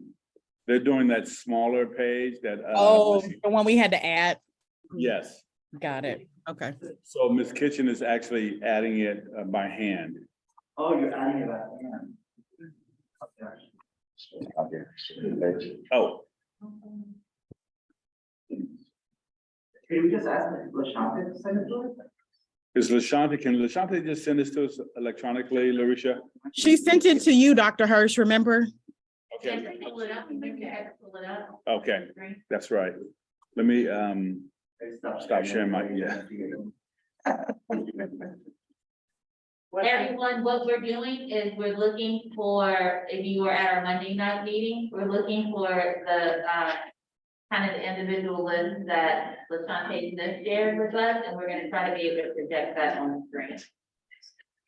We can take a minute, and, that's what Dr. Hurst and his kitchen are doing, trying to put that in a, shareable, usable form. Thank you. I wasn't there Monday night, so I do have a copy of it somewhere. Yeah.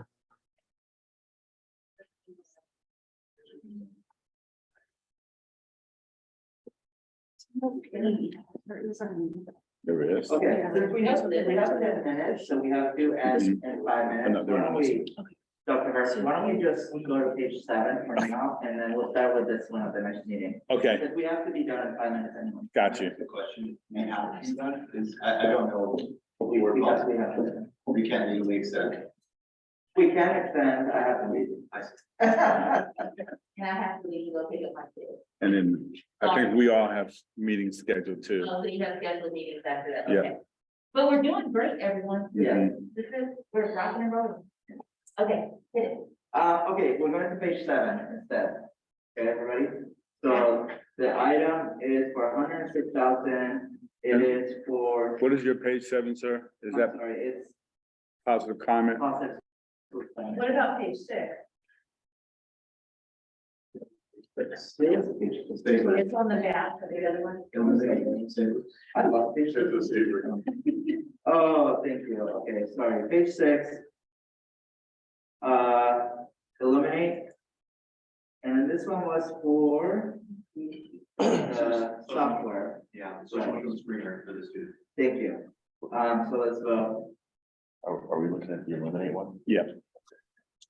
57,000. Yeah. Yeah, so our vote is 1, 2, 3 up.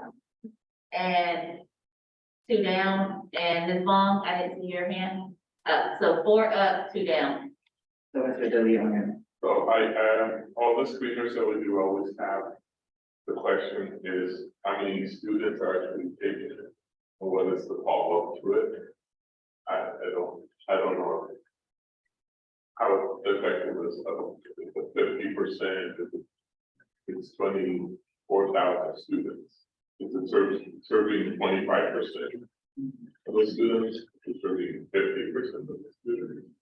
The question is, and then what is the capacity? 57%. Once you get the data. 57%. That's it, yeah. It's good, but where I'm in the middle is great to have the information. Who's gonna do what with it?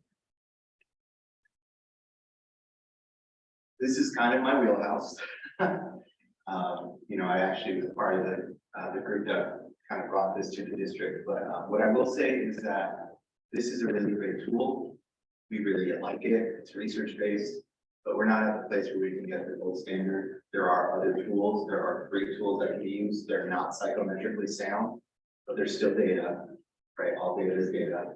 And so in my opinion, it's costly and it's useful, but we could figure something else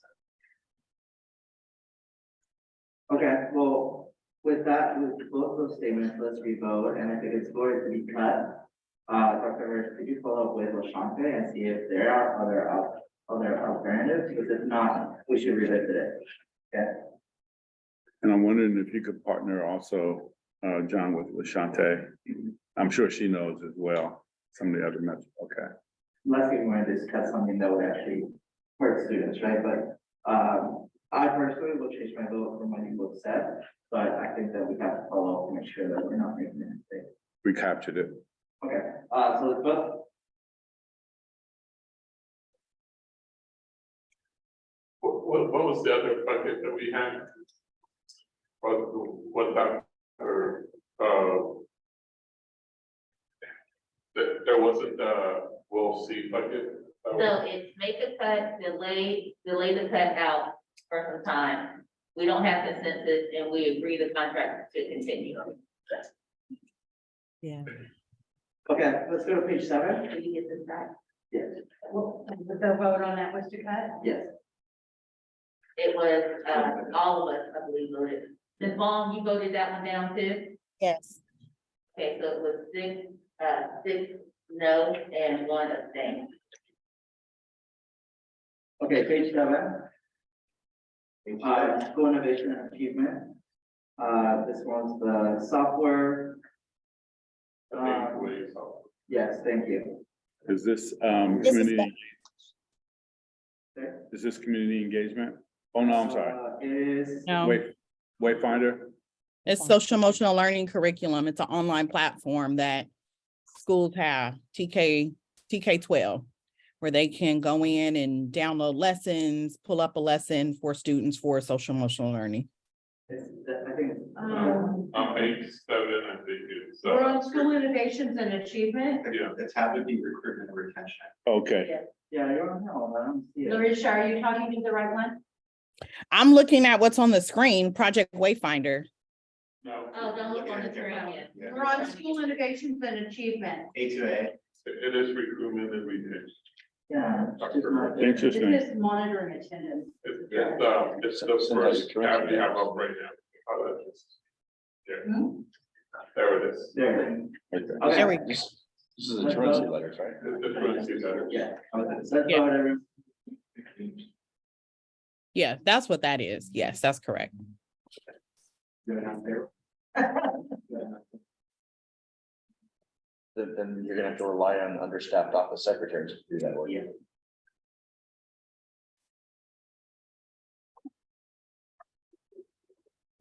Ms. Vaughn, are you voting?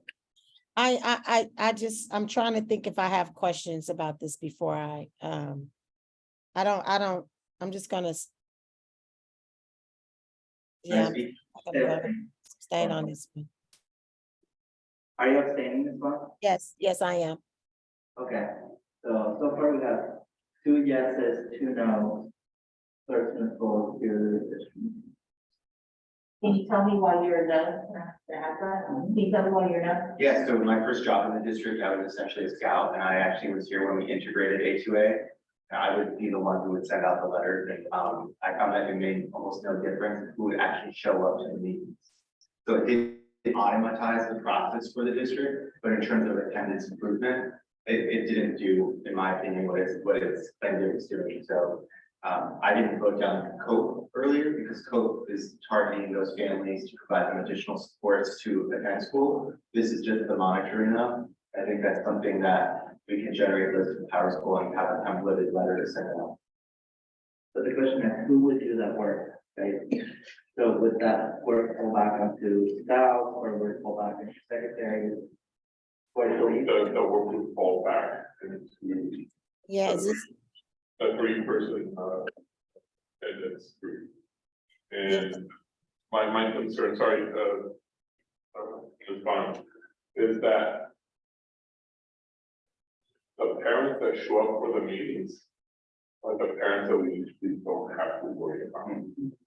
Right, is that parent that just hit the 3-day consecutive days of absence? It's like, I have to stay here, and they're like, they come running, their kids already are these students. So they're like, why in school, they're the ones under shit about being in school. Because the first letter generates a 3 absence. second letter generated 6 absences. There's parents we haven't seen that have 24 days absences.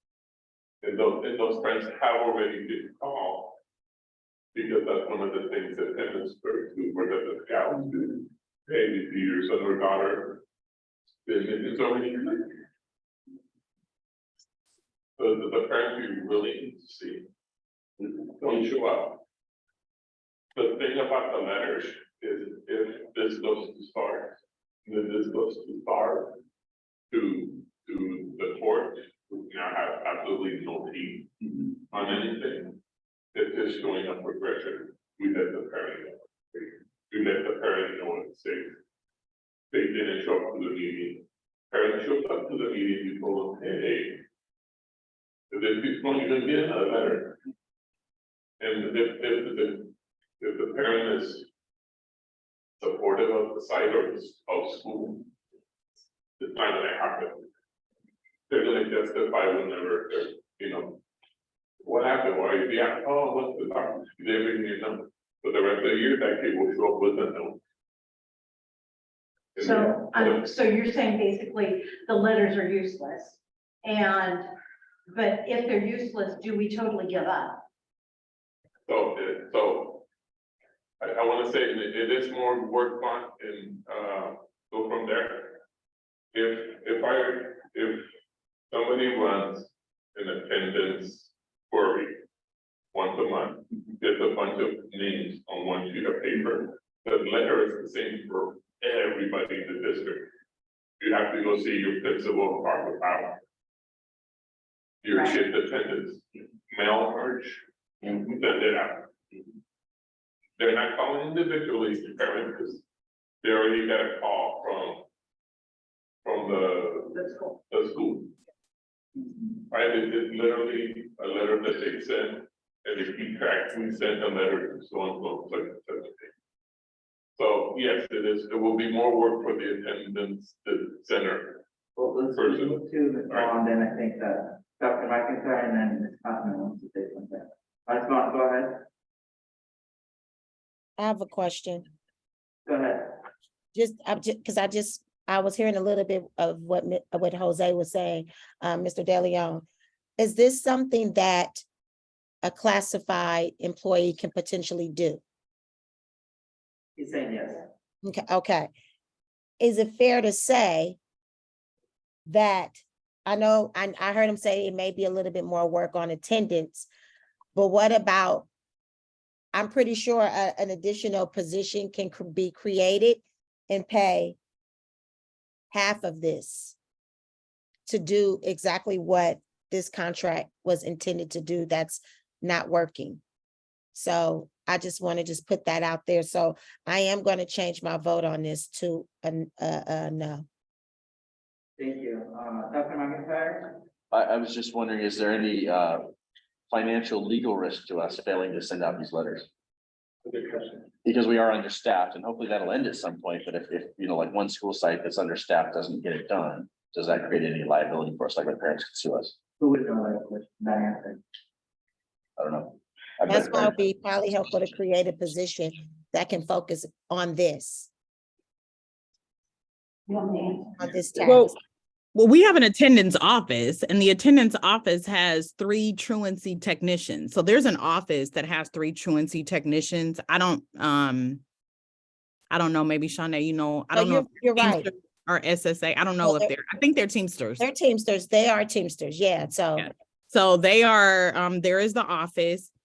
However, their role is really to support schools with closing out the A2A forms, because part of A2A, yes, they generate letters, but what you also have to do within A2A is every student, it lets you track, which we, again, don't have a database here in the district. So I just kind of want to caution against not having A2A, because what A2A does is keep track of all those students in a very organized way, and it buckets the students based on being severely absent, chronically absent, and so forth. And then what the techs here do, the truancy technicians do, is follow up with each of those schools to see if the front office staff is calling parents, reaching out to parents, because they are supposed to put notes in A2A to say if they met with the parent, what was the outcome of that meeting. And that's also how they keep track of SARTs or SARBs that are happening at the school site as well. And part of their job is also to have the SARB hearings at the central office. They've been doing them on Zoom with families who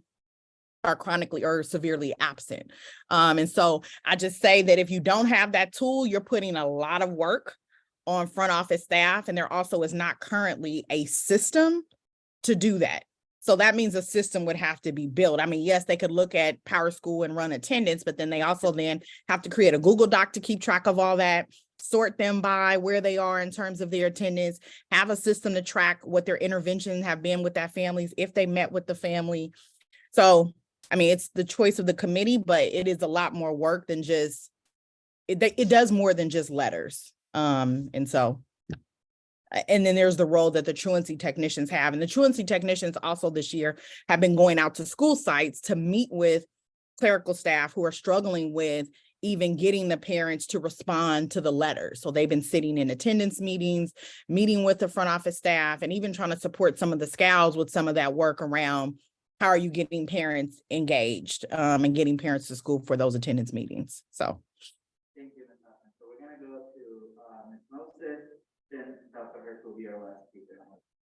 Okay, I was just gonna say, this came about 7 years ago, from Wendell Greer, and it was a tool to boost ADA. Because we needed to improve our ADA and we needed a system to do that. All of the data that's in A2A is also available in Power School. So it's not giving us any data, but it is a platform that shows which families have been contacted about truancy. But prior to this being adopted 7 years ago, we had a SARB and SARB policy that was being followed by the schools, and it is the job of the attendance clerk to track truant students. So there are some systems in place.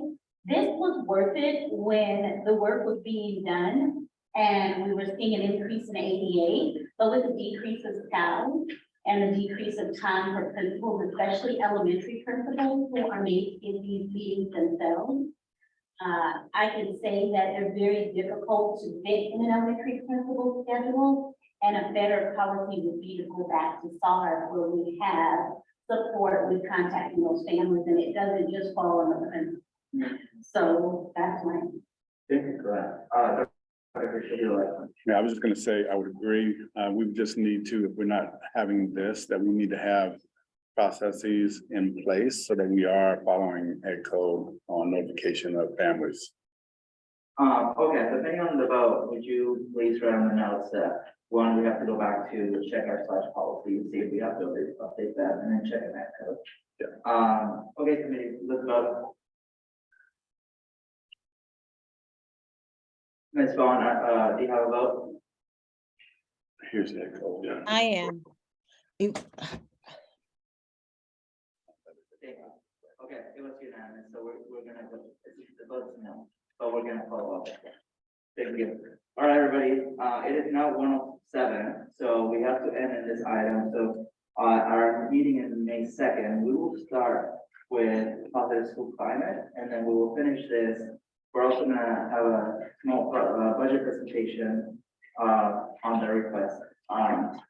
And then after that, we're gonna move to human resources, right, Dr. Hirsch? Yes. Hopefully, we'll start it that day. First, Nicole, Sorry, can you repeat that? Yes. Oh, sorry. We're gonna stop for now. We're over time a little bit. We're gonna stop for now. At the next meeting, which is May 2nd, we are going, May 2nd, is it morning or evening? Morning. May 2nd is in the morning, back at Alvarado Adult School. We are going to pick up where we left off with these contracts. We're gonna have a budget presentation, and then hopefully we can start HR. Start like HR, human resources. So Yes. we were just having a conversation. We believe HR is smaller, so we're gonna look at one of our bigger departments. Oh, okay. So what department are we gonna look at? Sped. Sped? Would you say sped or business? And any of those will be fine. I was just saying, by the time we look through the rest of these and we have a budget Yeah. presentation, I don't know how much time you're gonna HR have. is So smaller. HR might fit into the time period is all of us. So are we So doing sped. Sped? Yeah. Okay, Start sped. we'll start sped, that's where we are. Great. So I want to thank everybody, President Gonzalez Coy, thank you so much. I'm looking forward to you picking this back up on the second and doing the same thing. Thank you so very much. Principal Moses, thank you for coming. I really appreciate it. Committee members, thank you very much. Ms. Lane, thank you very much for coming on behalf of the adult education school. Thank you for allowing us to use your multi-purpose group. And today, we have saved $399,442.35. Thank you all very much. We are not there, but we are moving. The train is moving, and I really appreciate it. Again, that number is $399,442.35. Committee, thank you so much. Please, everyone, enjoy the rest of your afternoon, and we will see you back on May 2nd. We are adjourned at 1:09. Thank you. Have a great day. Bye.